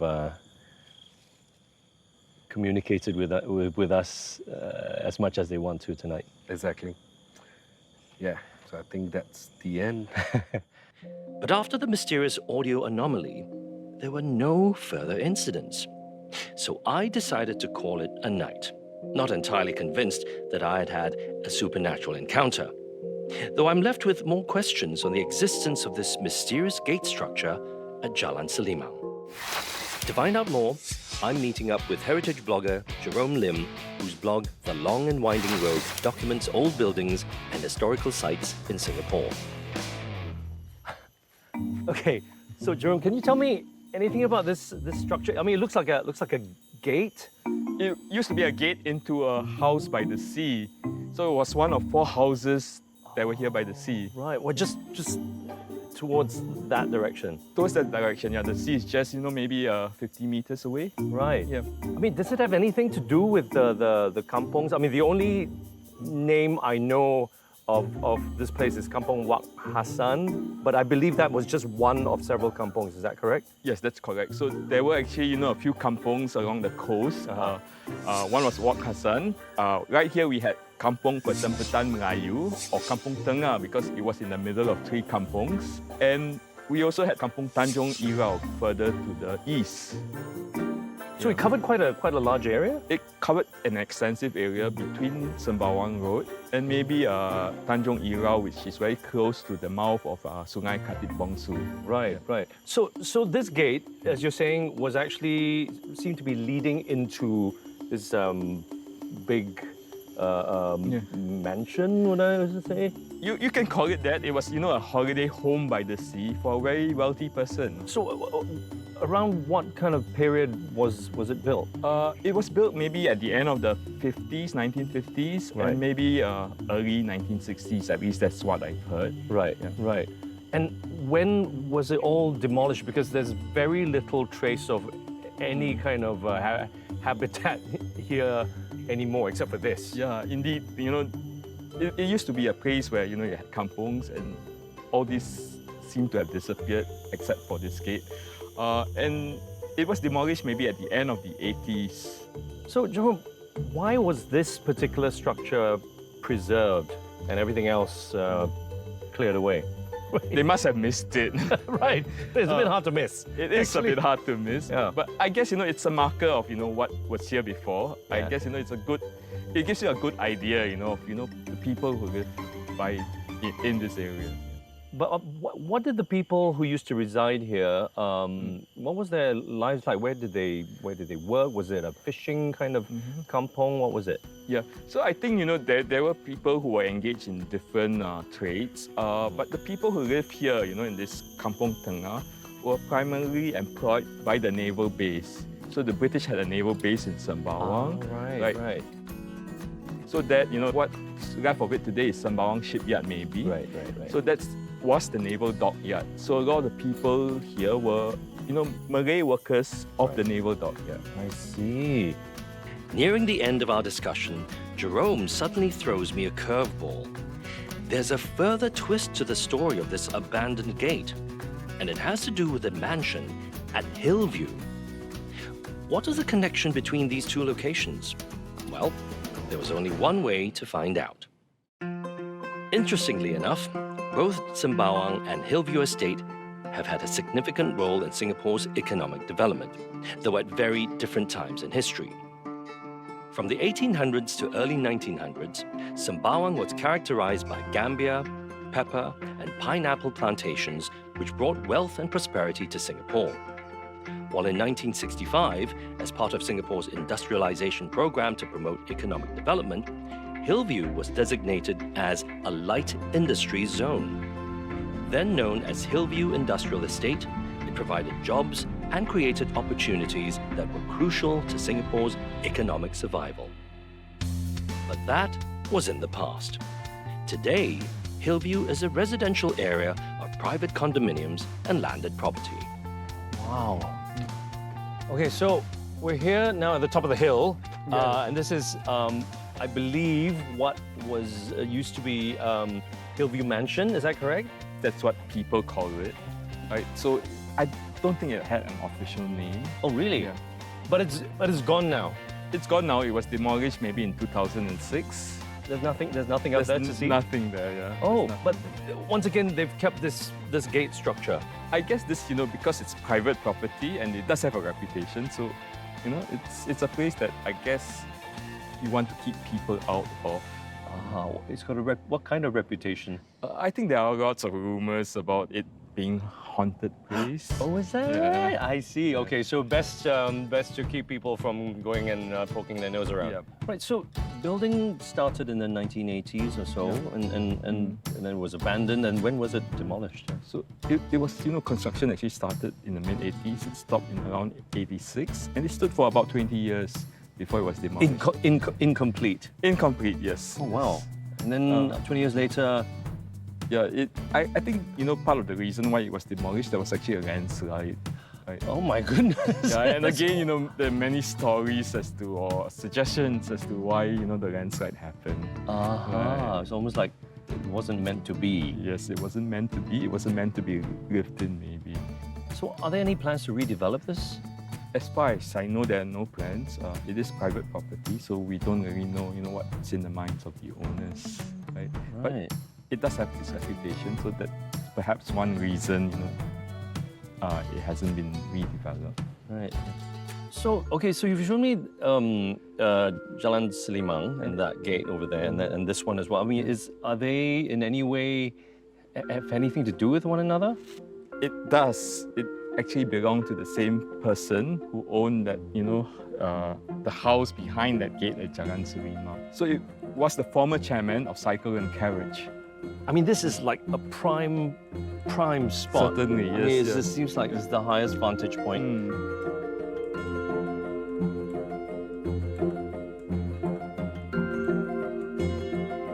Well, thank you very much. I think we're going to have to take a slow trek down. Luckily, gravity will be helping us.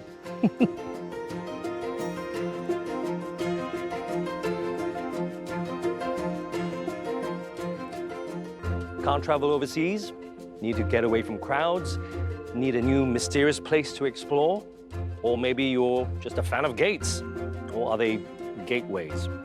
Well, either way, there certainly isn't a shortage of mystery here in Singapore. See you on the next episode of History Mysteries.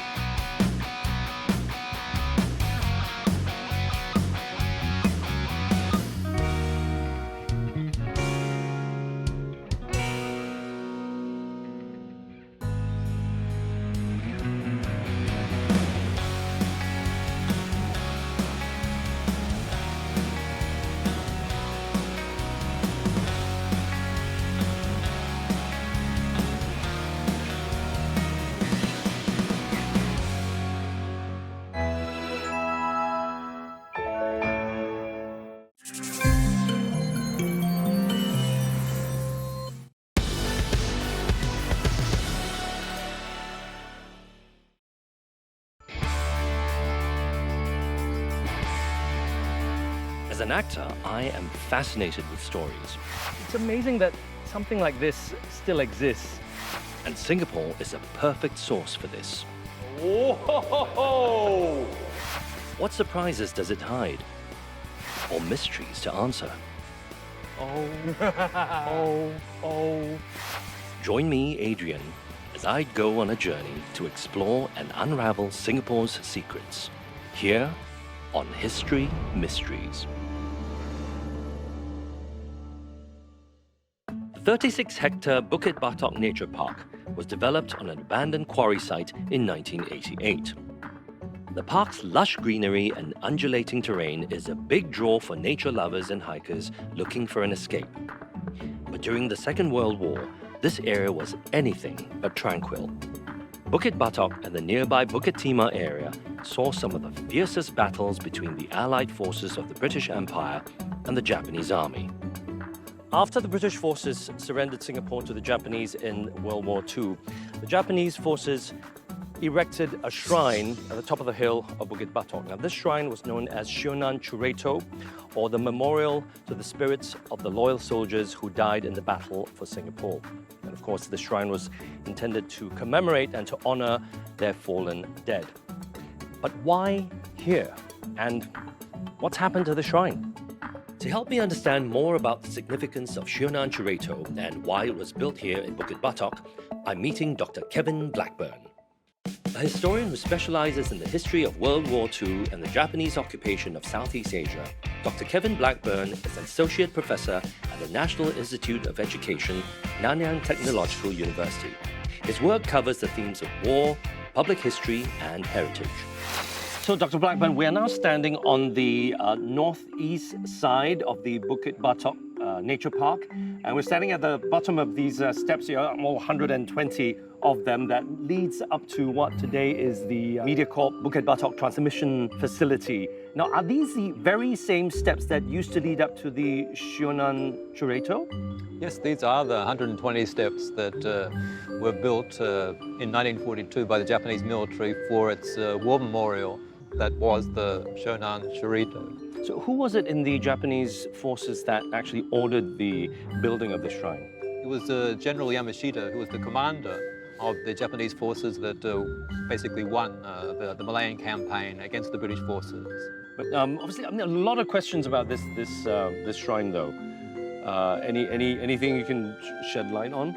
I think it might be better that we just go up and investigate it at this moment, I think, so that we can explore more aspects of the 120 steps. Okay, when you say up, literally up, you? Yes, we'll begin our journey up the 120 steps to see what remains of the Shonan Chureito. If you insist.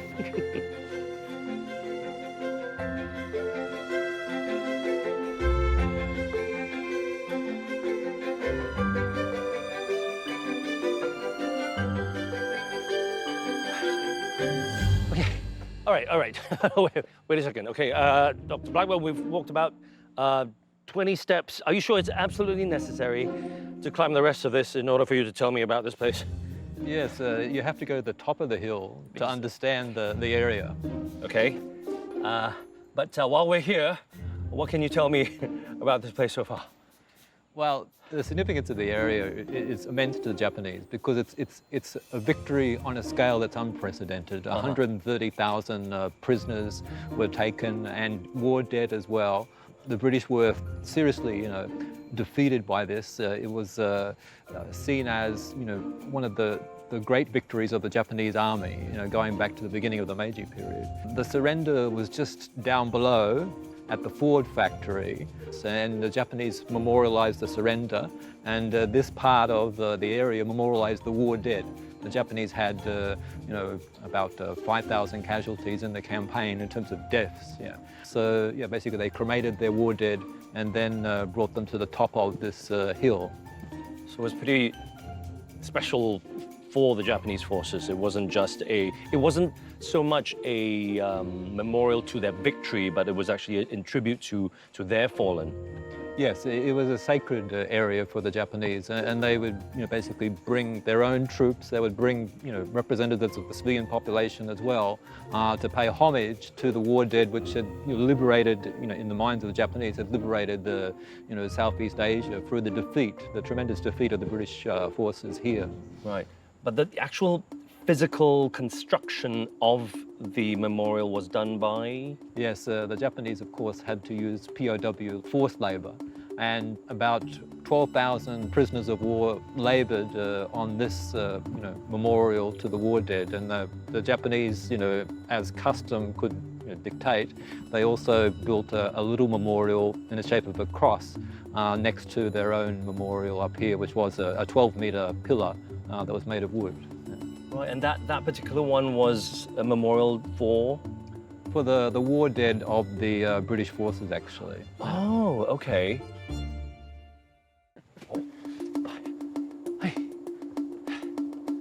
Okay, so the shrine was built up here, was it? It's right at the top of the hill, it was. Basically, it was simply just a wooden pylon, and it rose 12 meters at the top.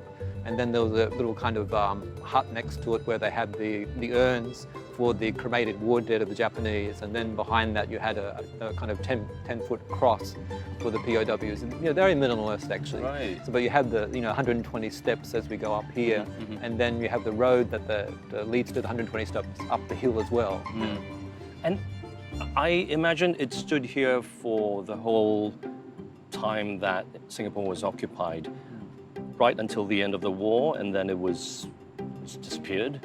Yes, you would imagine that at the end of the war, it would be destroyed by the returning British. But actually, this is surprising. I think because it's sacred, the Japanese tried to destroy it themselves. This happens in Japan with some Shinto shrines that are basically razed to the ground and then rebuilt or whatever. So this one's not a kind of temple, but basically the Japanese seem to have destroyed it themselves, because when the British got here with their engineers and they intended to blow it up, they discovered that it had already been sawn down and it was gone. So they blew up the remains anyway, but it seems to have been that the Japanese destroyed it themselves, actually, at least in terms of basically cutting it down.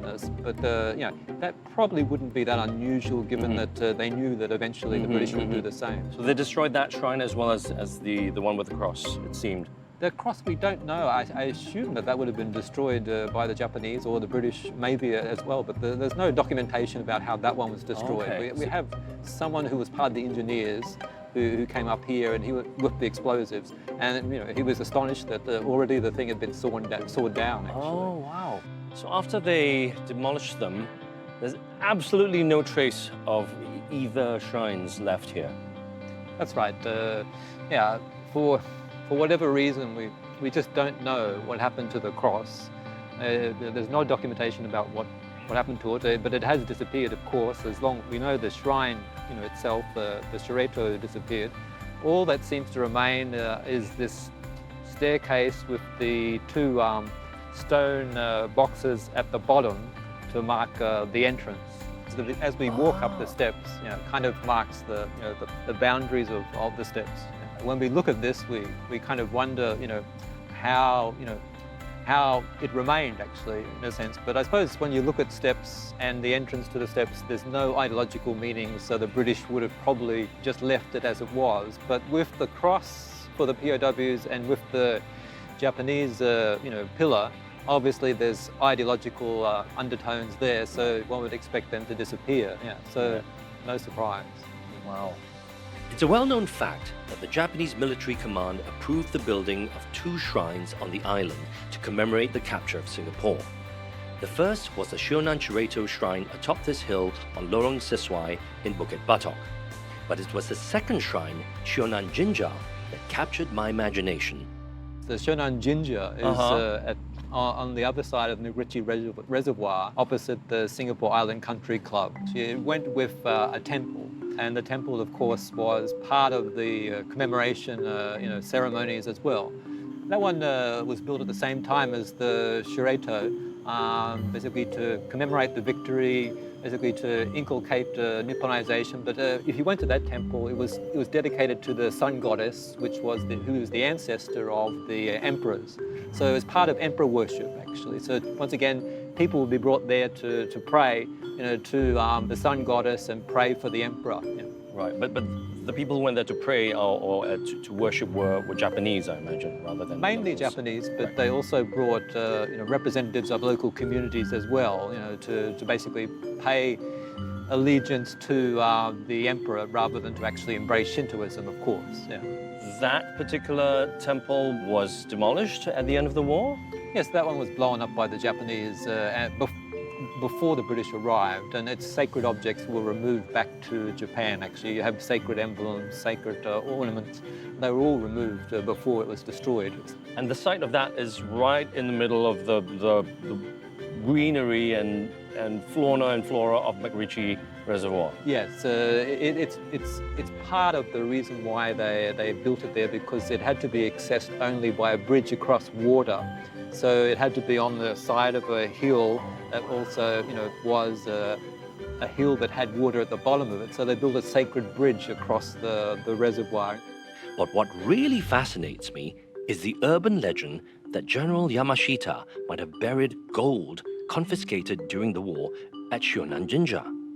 I decided to see if Dr. Blackburn might have the answer. Since the end of World War II, there's been this kind of myth that Yamashita left, a large store of gold, either in the Philippines or somewhere in Southeast Asia. He was obviously the commanding general here, actually, for 42 or whatever. So, yeah, there's that kind of romance, and you can still see the remains of the wooden pylons today, actually. Oh, really? So there's more of the Shonan Jinja, the temple, left in the jungle. Right. So there are large steps there.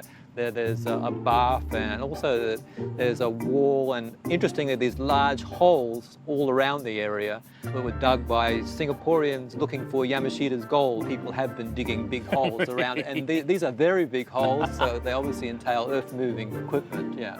So, Dr. Blackburn, do you know the exact location of this site? Yes, the Shonan Jinja, yeah, I've been there many times actually, up until recently. Oh, really?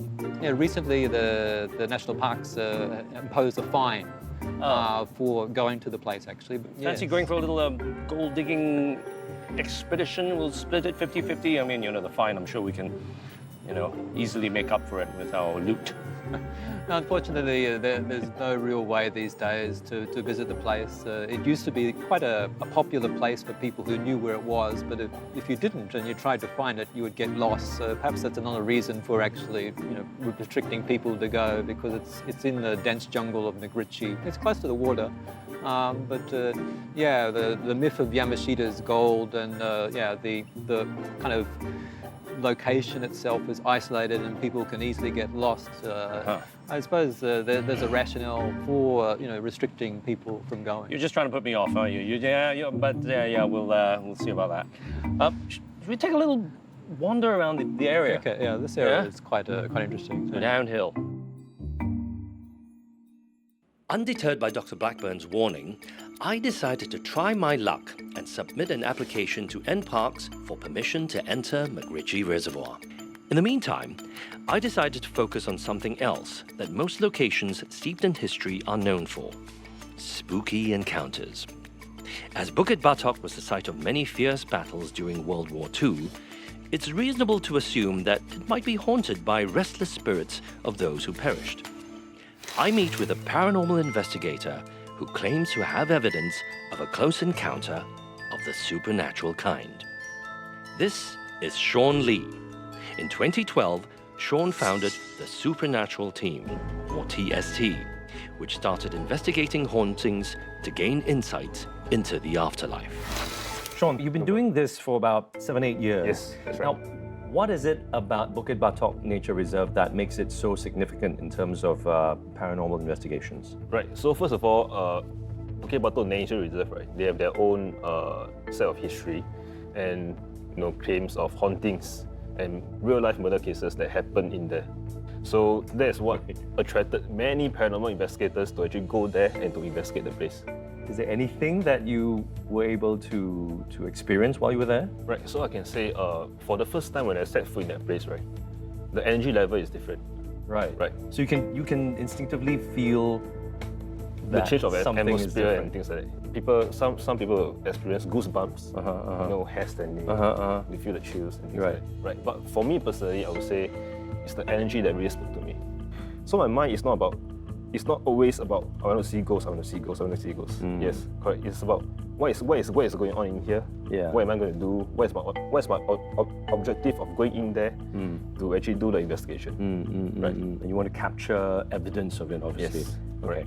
Have you managed to capture anything visually? Yeah, I did. Okay. In fact, that's right. Am I able to take a look at it? Sure. It's right here? Yes. Fantastic. Let's take a look. So this is what we captured there. Okay.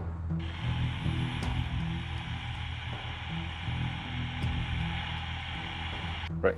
So I pause this part for you to see. This I would not say is a smudge because for me it actually looks like a face, a distorted face. Yeah, I see Over what here. you mean. There's some features. There's kind of eye sockets. I can see a shadow of a nose. That's right. Yes. It's like the Phantom of the Opera mask. Yep. Right. And so that Right, was and- like a split second Yes. that you very fast, managed to see. About, you know, when you're screening through footages, you have to be very focused, of course, and you have to be very impartial. Yeah, you got to be fair and not biased. You know. Yeah, and you got to differentiate what is not paranormal and what is paranormal. Sure. So the next one I want to show you is this. Right. It's a voice.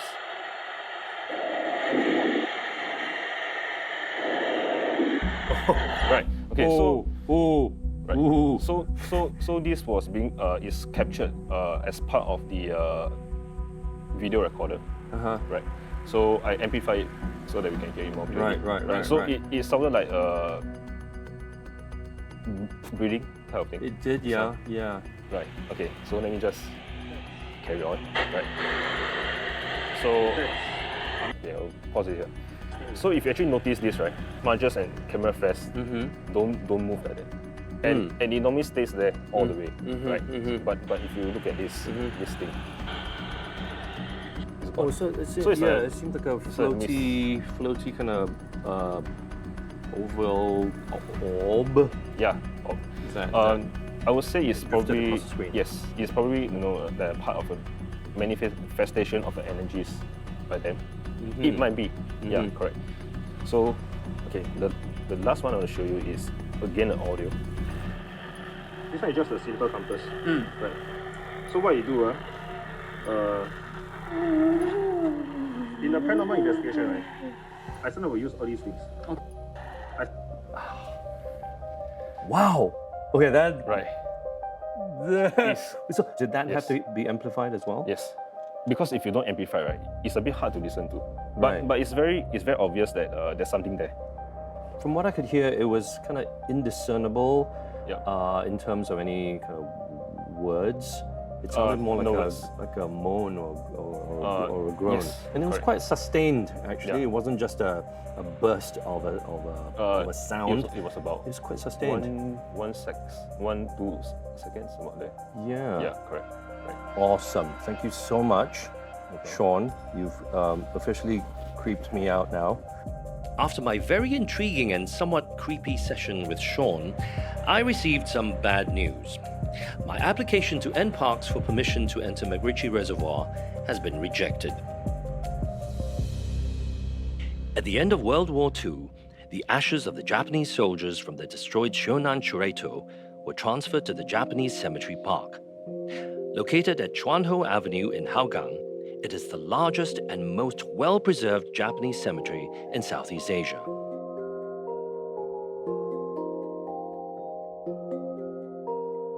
What's really interesting about this cemetery is that it was not built during World War II, but way earlier in 1891 by 3 Japanese brothel owners who served the needs of Japanese residents living in Singapore at the time. Now, this is the southwest corner of the cemetery where you can see 3 concrete pillars erected to the memory of the Japanese soldiers lost during the Pacific War. And behind them, there is a concrete gravestone in memory of the Japanese soldiers whose remains were at the Shonan Chureito, and they've been transferred here as their final resting place. So, Shonan Chureito and Shonan Jinja no longer exist, but they are definitely very important parts of Singapore's history and heritage. All right, so I didn't get a chance to see where Shonan Jinja used to be, but it's definitely on my to-do list. And hopefully I get to find some traces of it, and who knows, maybe even find some traces of General Yamashita's gold. See you on the next episode of History Mysteries.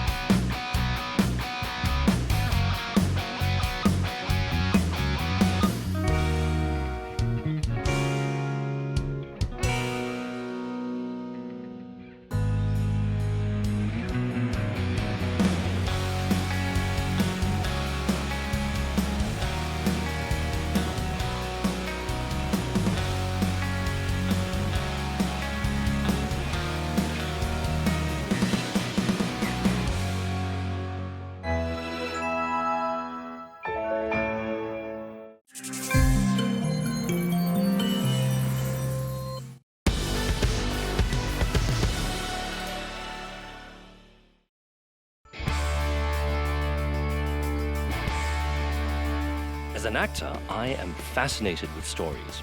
It's amazing that something like this still exists. And Singapore is a perfect source for this. Whoa! What surprises does it hide? Or mysteries to answer? Oh. Join me, Adrian, as I go on a journey to explore and unravel Singapore's secrets. Here on History Mysteries.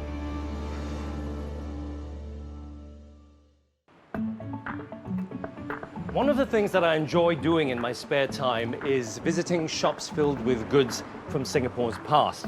Now, do you remember manual typewriters, tiffin carriers, and postcards? Well, these things are considered vintage nowadays, and they're getting increasingly hard to find. But I have to admit that I have another reason for enjoying visiting shops that are filled with knickknacks from the past. What is it? Well, sometimes a simple visit can turn into a journey of adventure and discovery. I wonder what I'll find today. The Heritage Shop is located at Jalan Sultan, which is one of the oldest streets in Singapore. In the early maps, Jalan Sultan was denoted as Jalan Malintang, and it was only in the mid-1800s that its current name came about. This little shop in Jalan Sultan is a treasure trove of vintage collectibles and memorabilia. Owner Patrick Pua is a passionate collector himself and started out buying at garage sales about 30 years ago. He turned his passion into a business and opened the Heritage Shop in the year 2000.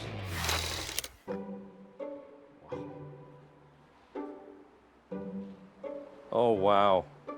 Look at these old photos. I love looking through photos like these because they're just so evocative. All sorts of emotions, nostalgia to melancholy, sadness, joy. So, oh, look at this.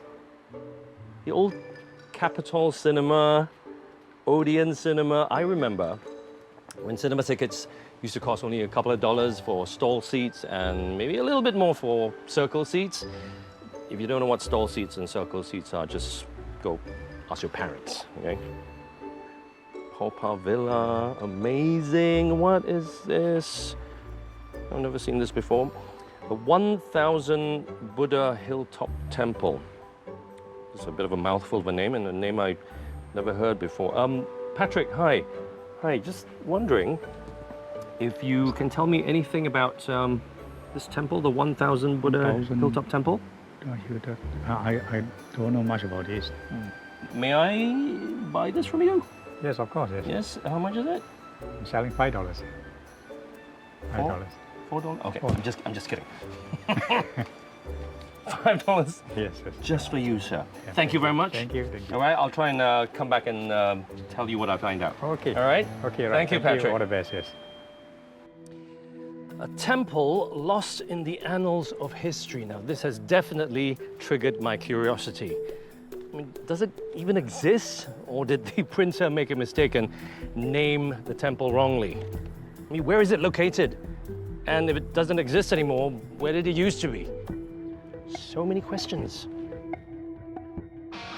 So, armed with my little treasure, I think it's time to meet a history expert who can shed some light on this forgotten temple. Dr. Jack Chia is a historian of religion with research interests in the history of Buddhism in Southeast Asia, and he currently teaches at the National University of Singapore. So, Dr. Chia, can you tell me about the 1,000 Buddhas Hilltop Temple, please? The temple was commonly known as the 1,000 Buddhas Temple. It was founded by the late Venerable Chen Yuan, president of the World Buddhist Society.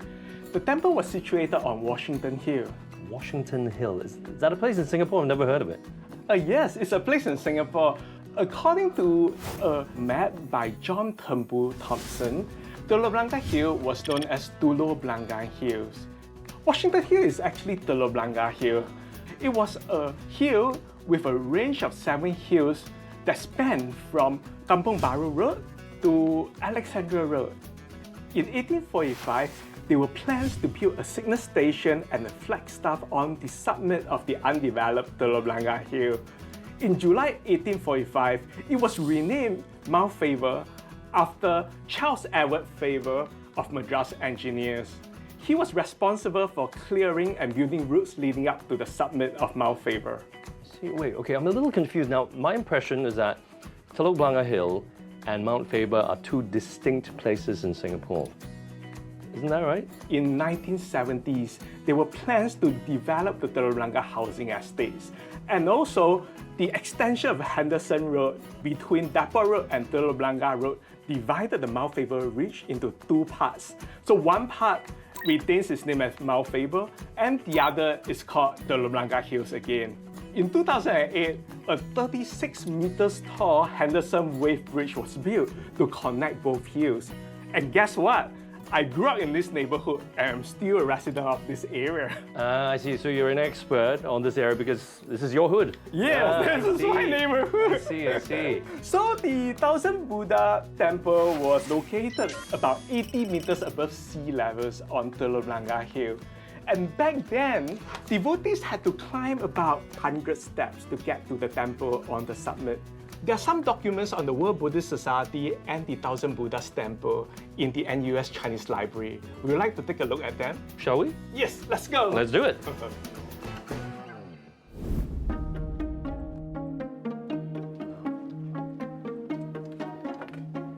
They're all Chinese books, right? Yes, it's the NUS Chinese Library. I'll leave it to you. Okay, sure. The World Buddhist Society was initially located on 60 Wishart Road.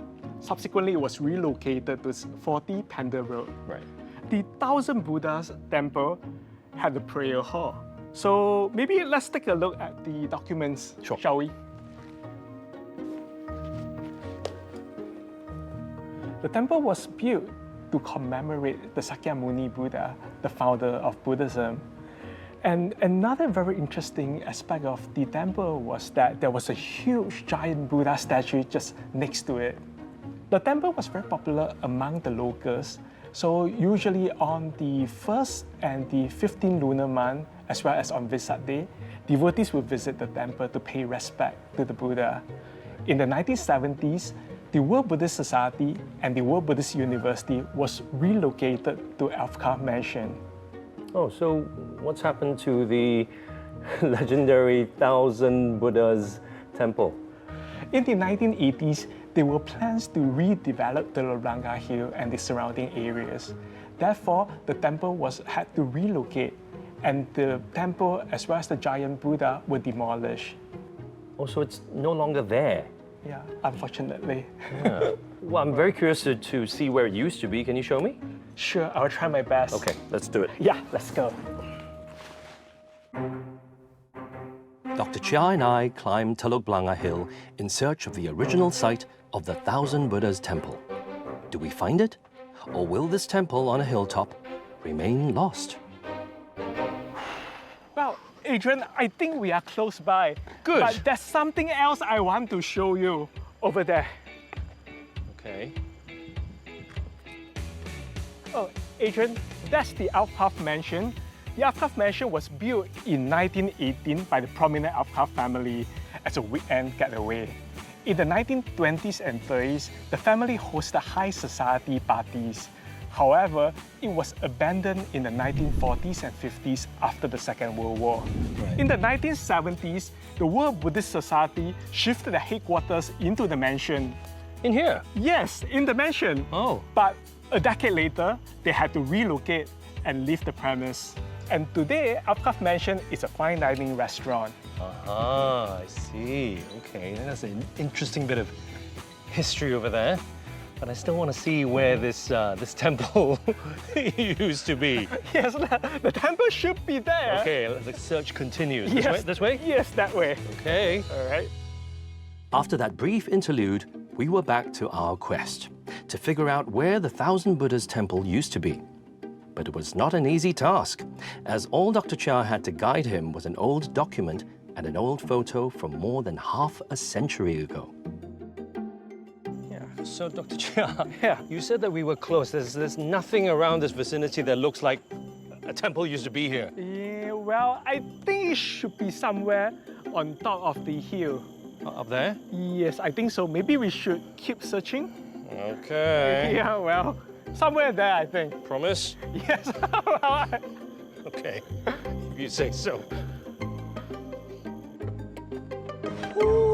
Yeah, wow, it's hot. It is just a little bit hot, yes. Yeah, You know, well. Dr. Chia, I have to say, I hope you're right about this because I feel like I've walked maybe about 700 steps, not 100.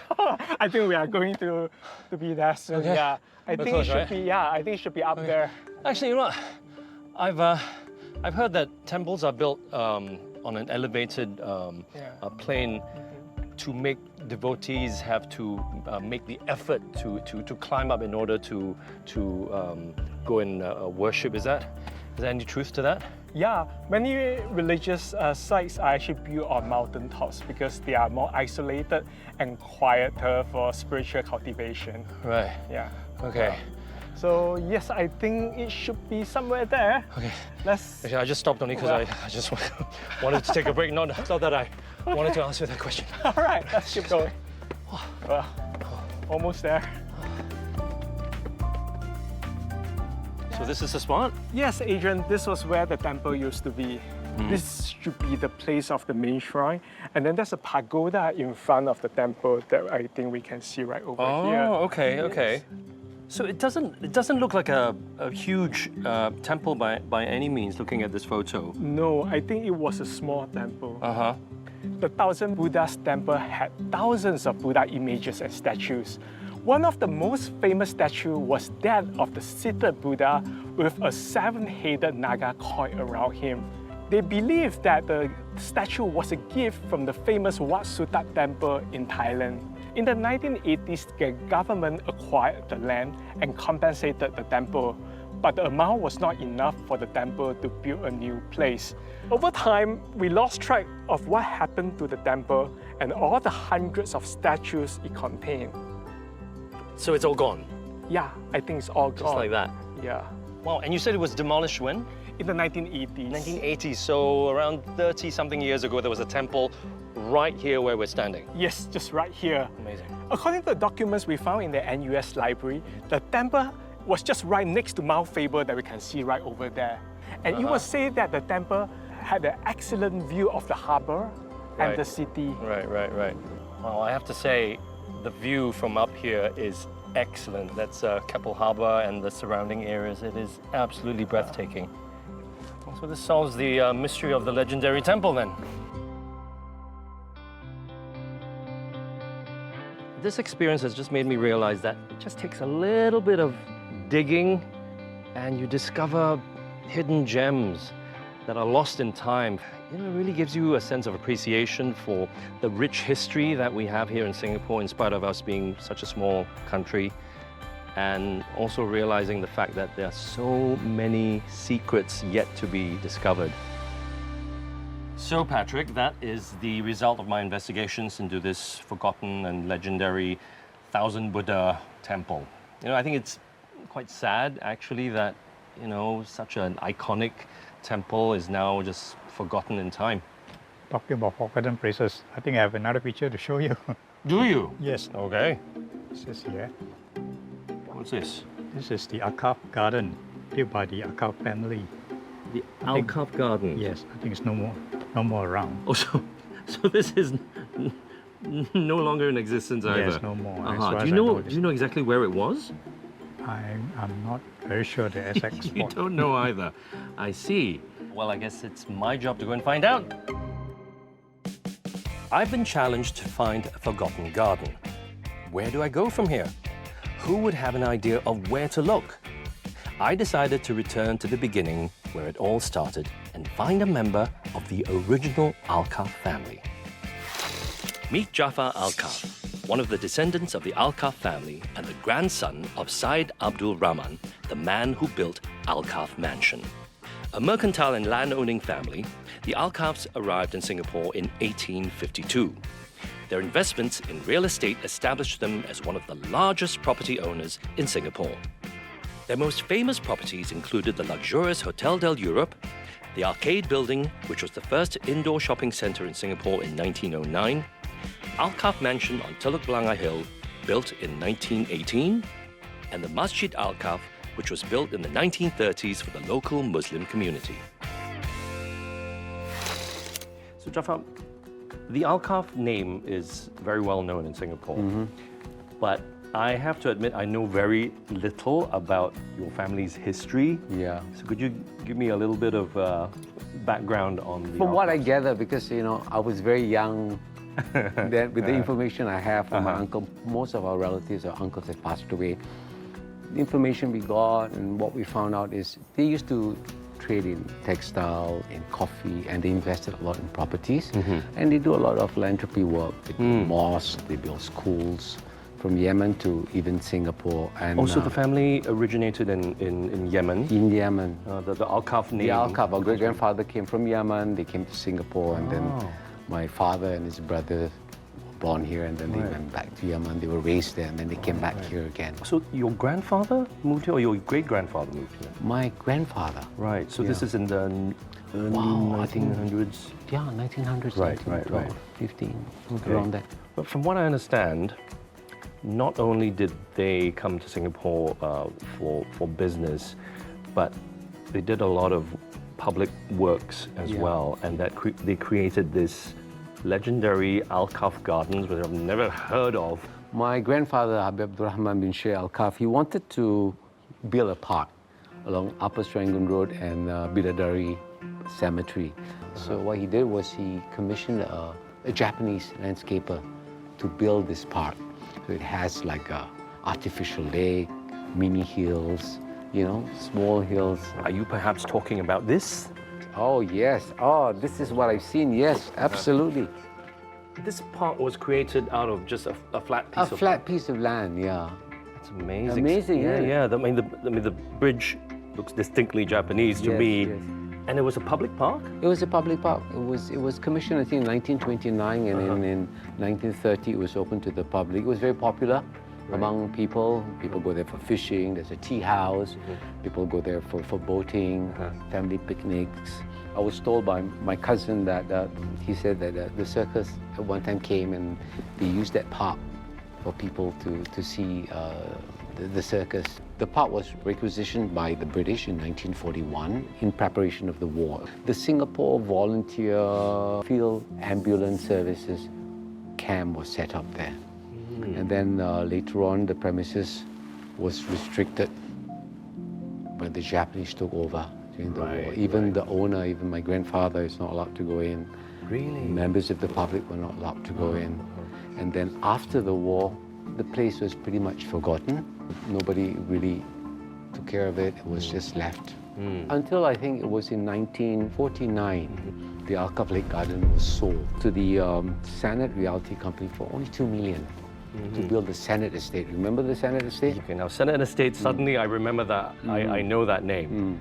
So that's where it is? Yeah, yeah. Oh. And then certain parts of it, and then the area, you still have a bit remnants of the Alkaff Hill, the lake, until it was flattened, and to build the Willow Secondary School, which is now Cedar Secondary School.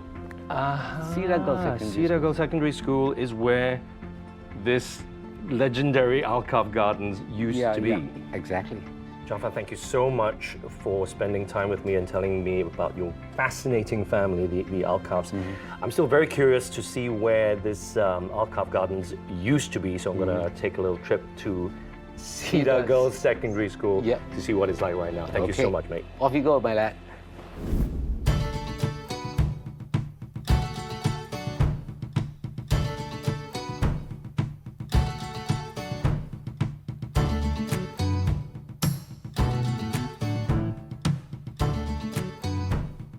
Well, behind me is Cedar Girls Secondary School, which now occupies the site that the Alkaff Gardens used to be.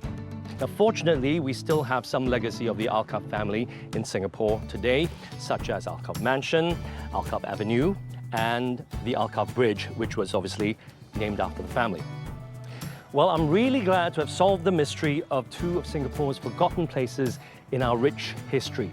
So if you are as curious as I am and like to seek out the unknown, then join me on the next episode of History Mysteries, where I tackle yet another one of Singapore's best kept secrets to see what gets peeled back and revealed.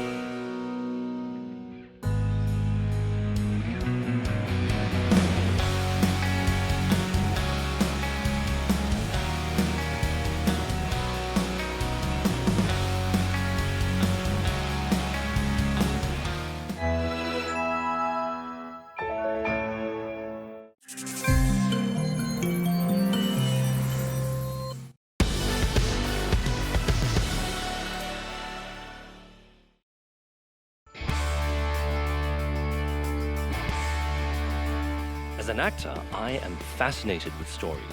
It's amazing that something like this still exists.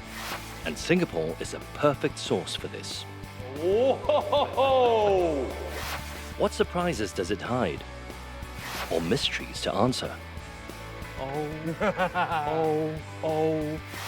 Join me, Adrian, as I go on a journey to explore and unravel Singapore's secrets. Here on History Mysteries.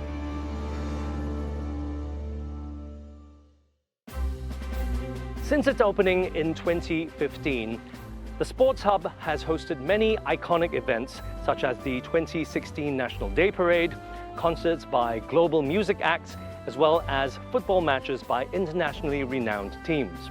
But for the older generations in Singapore, it is the Sports Hub's predecessor, the National Stadium, that holds special memories. But the National Stadium is also the site of a baffling mystery that has stumped the sporting fraternity for about 13 years now. And surprisingly, this mystery has got something in common with Singapore's oldest Catholic church. What is it?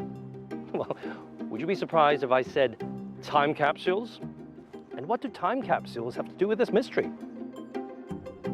The term time capsule itself was only coined in 1938.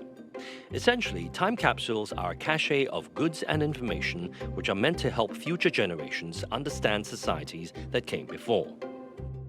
In Singapore, we have our share of time capsules being buried, most often to commemorate a certain event or when a foundation stone is being laid at the start of a building's construction. So 3 years before the National Stadium was opened in 1973 by then Prime Minister Lee Kuan Yew, a time capsule was buried under the foundation stone of the National Stadium by then Finance Minister Goh Keng Swee. The capsule was meant to be dug up and displayed to the public at a later date.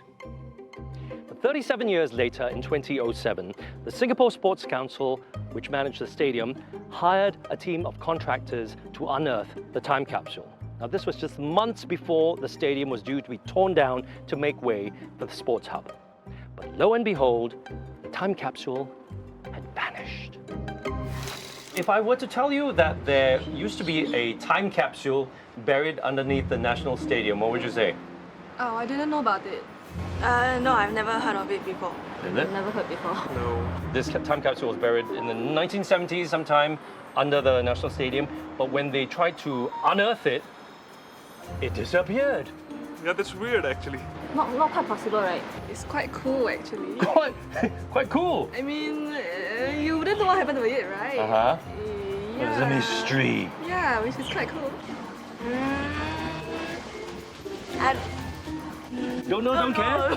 Do you care that there was a time capsule? No. You don't care? Well, it doesn't seem like many people know about this missing time capsule, but I think I know someone who can help me in my quest to find out more. Meet C. Gunalan, who is also a two-time Olympian and one of Singapore's sporting icons. Someone who was present when the time capsule was buried in 1970.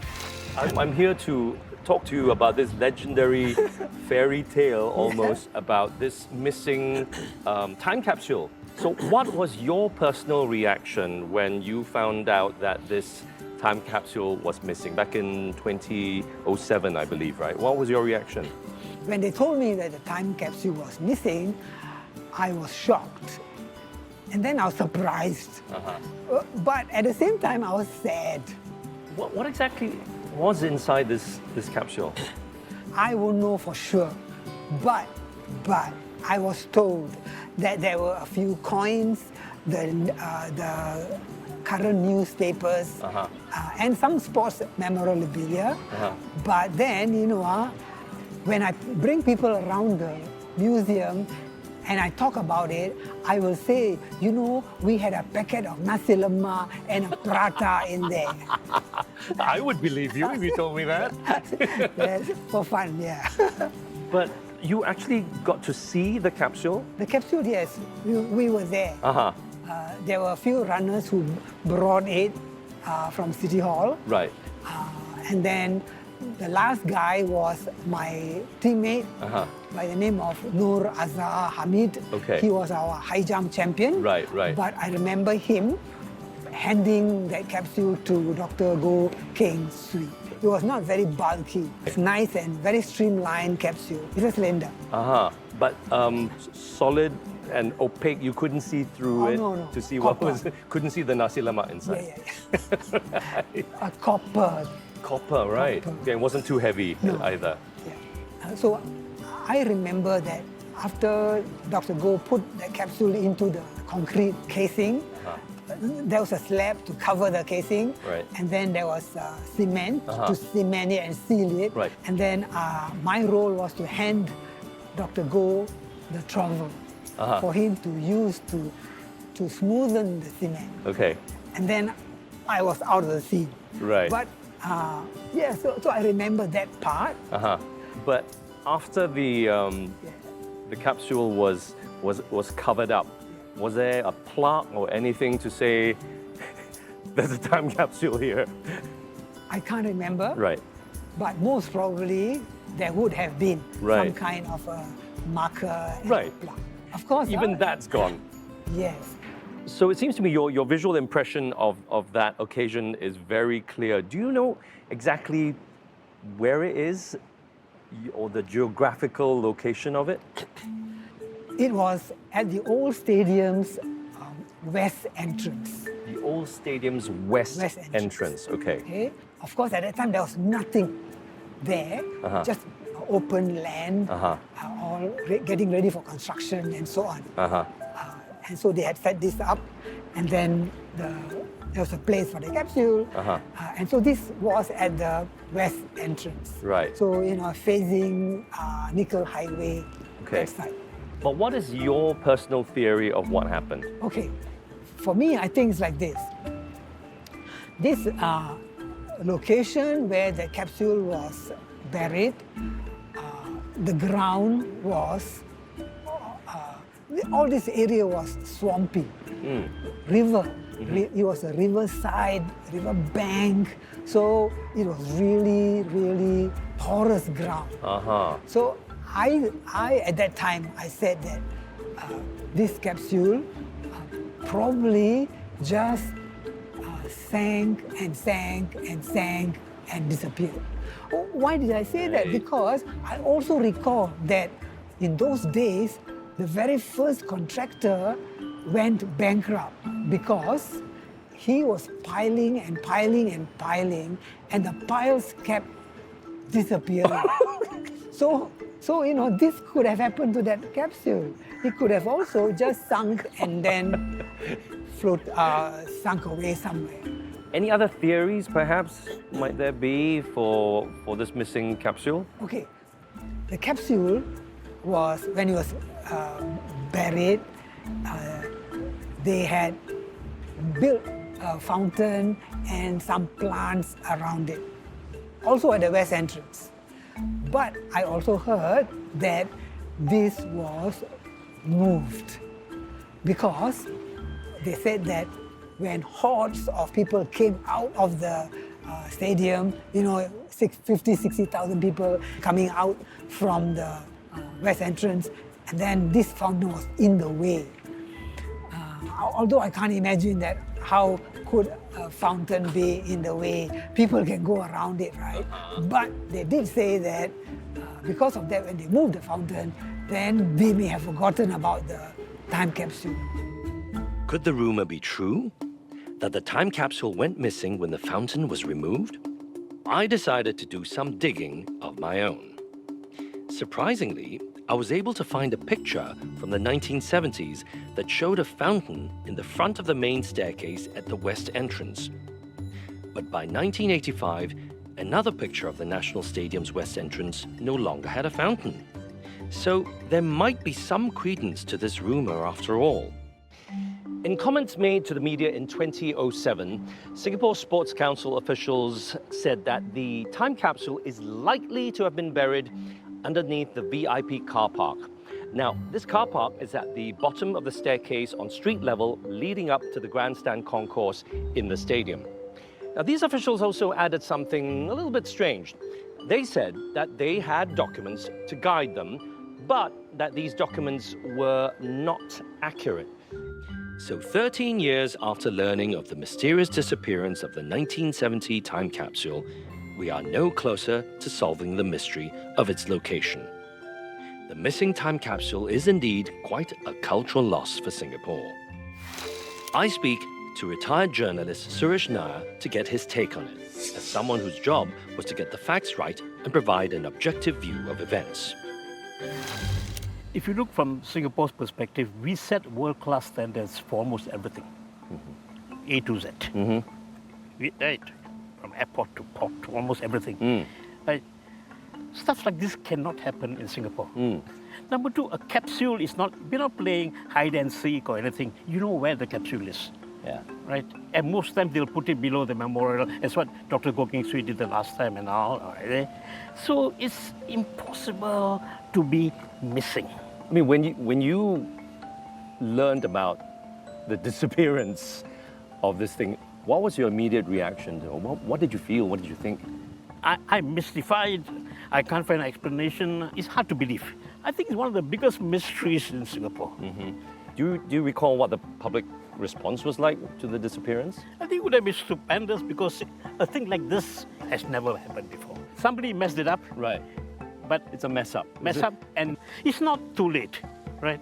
To come out and say, right? Use the right words, and then so the public can just close the chapter and move on.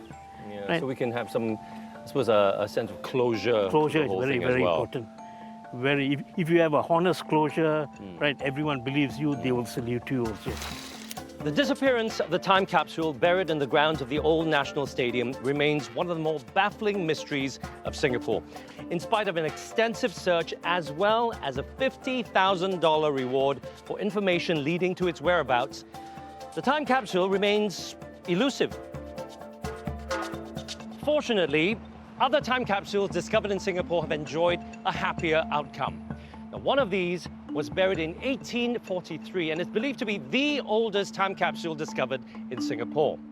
Cathedral of the Good Shepherd along Queen Street was built in 1847, and it's the oldest Roman Catholic church in Singapore. In 2016, workers involved in the restoration of the Cathedral of Good Shepherd discovered a time capsule buried under the foundation stone of the cathedral. And to tell me more about this amazing discovery is Jevon Liu, a volunteer who was helping the church find and catalogue its historical artifacts as it underwent restoration. Now, I believe you have quite an exciting story to tell us about how this particular time capsule was found. So basically, the cathedral underwent restoration works from 2013 to 2016. And we knew that the cathedral had a foundation stone laying ceremony when it was first built. And that was in 1843. Right. And at that time, the newspaper reports said that the foundation stone plus the time capsule items were buried at the front of the church. Okay. And all the while, we thought that the front of the church was actually facing Queen Street. So when the contractors started works on the cathedral, we asked the contractor, could you, as part of your digging works, right, find out where the foundation stone and the time capsule items lie? Right, so basically Yes. look out for it. Look out for it, yes. In Okay. short, look out for it. The contractors dug where the front of the church was supposedly... Practically during the restoration of the church, we had to lay new foundations for the church. So practically everywhere in the church was dug up. Right. But they came back to us. They said, sorry, we couldn't find it.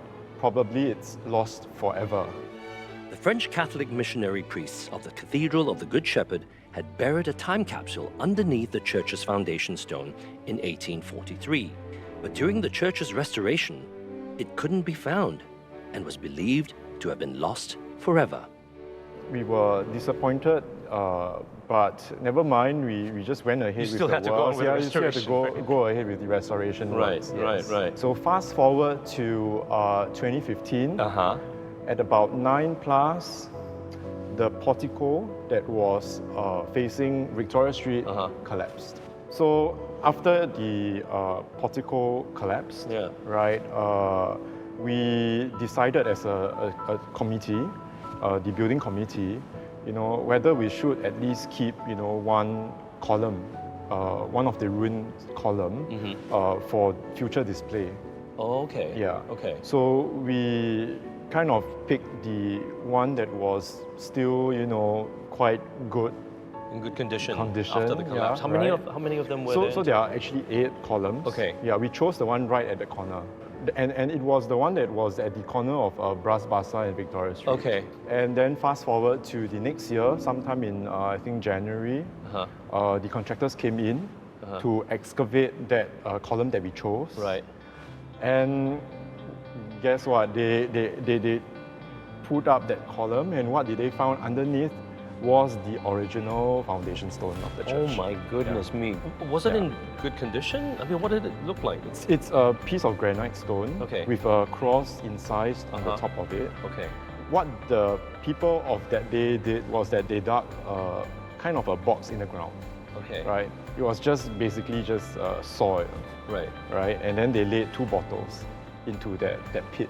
Okay. Right? And then they covered that pit with the foundation stone. Oh, okay. Yeah. Right. So it was pretty, primitive, yes, as you primitive. say. Yeah, that's right. But the contents, more importantly, were intact.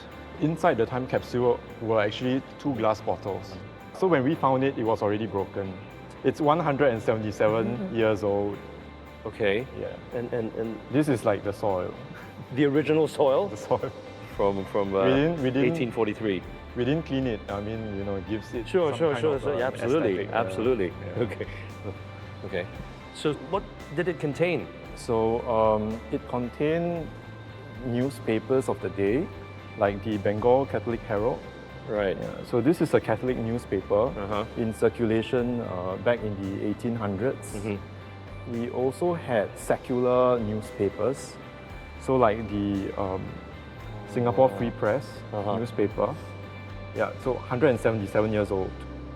right? And other secular newspapers like the Straits Messenger. So this one is actually the oldest service book in Singapore. So this book was actually used for the foundation stone laying ceremony. The prayers are all contained inside. And I would say that this is the oldest service book that was used in Singapore. The words inside are still legible. Legible? Yeah, they are legible. Amazing. Yeah. So from this document, you can kind of like, find out like what prayers they said, what songs they sang for that foundation stone laying ceremony. Wow. Yeah.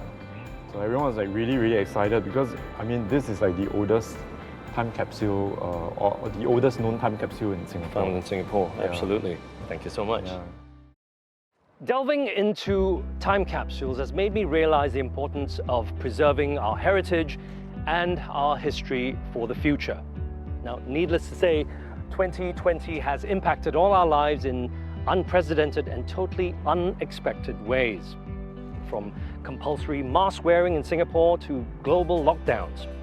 So imagine if you were to create a time capsule to commemorate 2020 to be opened in 100 years by your great-great-grandchildren, what would you choose?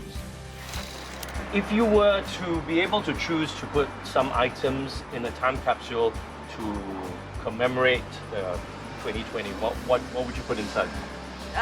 Since 2020 was a bad year, right? Was it? Yes. Because of COVID, I think I will put in like mask, face shield, and some sanitizers. I would put in my flight ticket in 2020 because I managed to go for my last trip just before circuit breaker starts. Really? Yeah. Where did you go? I went Taiwan. You went to Taiwan Like just before circuit breaker? End February. Wow! Yeah, so that was just before. And then I think that's like the last trip in a long while. Yeah. And you still have this ticket? Yes. Fantastic. And was it a memorable holiday? I'm so glad I went. Definitely I'll put some snaps of people without wearing masks because this year was completely where we were just finding masks in the beginning. So Absolutely. definitely I'll do that for the first thing. Yeah. So like photos of yourself with families, friends, with a load of with people all in of the one. people, at least the workplace people, everyone, because we have not seen their faces, we just see their faces on virtual side, right? Photos of people hugging one hugging another. each other. Yeah, that's true. Oh, memories. Memories. The trace together token. Very good. The Trace Together token, which are all part of our lives right now. Very good. Thank you. Well, for me, these are the items that best represent 2020. First of all, we have, of course, face masks because this has become part of our new normal. Then we've got toilet paper. Remember when we all panic buying these things? Well, not me, of course. Aha! Hand sanitizers. Some of us have been showering in the stuff. This is a laptop charger to signify working from home. Running shoes, because physical activity became such an important thing for our physical and mental health. Food delivery became the in thing because we couldn't eat out. And most importantly, as far as I'm concerned, these expressions of thanks and appreciation to our healthcare and frontline workers for all their toil and sacrifice during this time. Well, I'm going to go and bury my time capsule. See you next time on History Mysteries.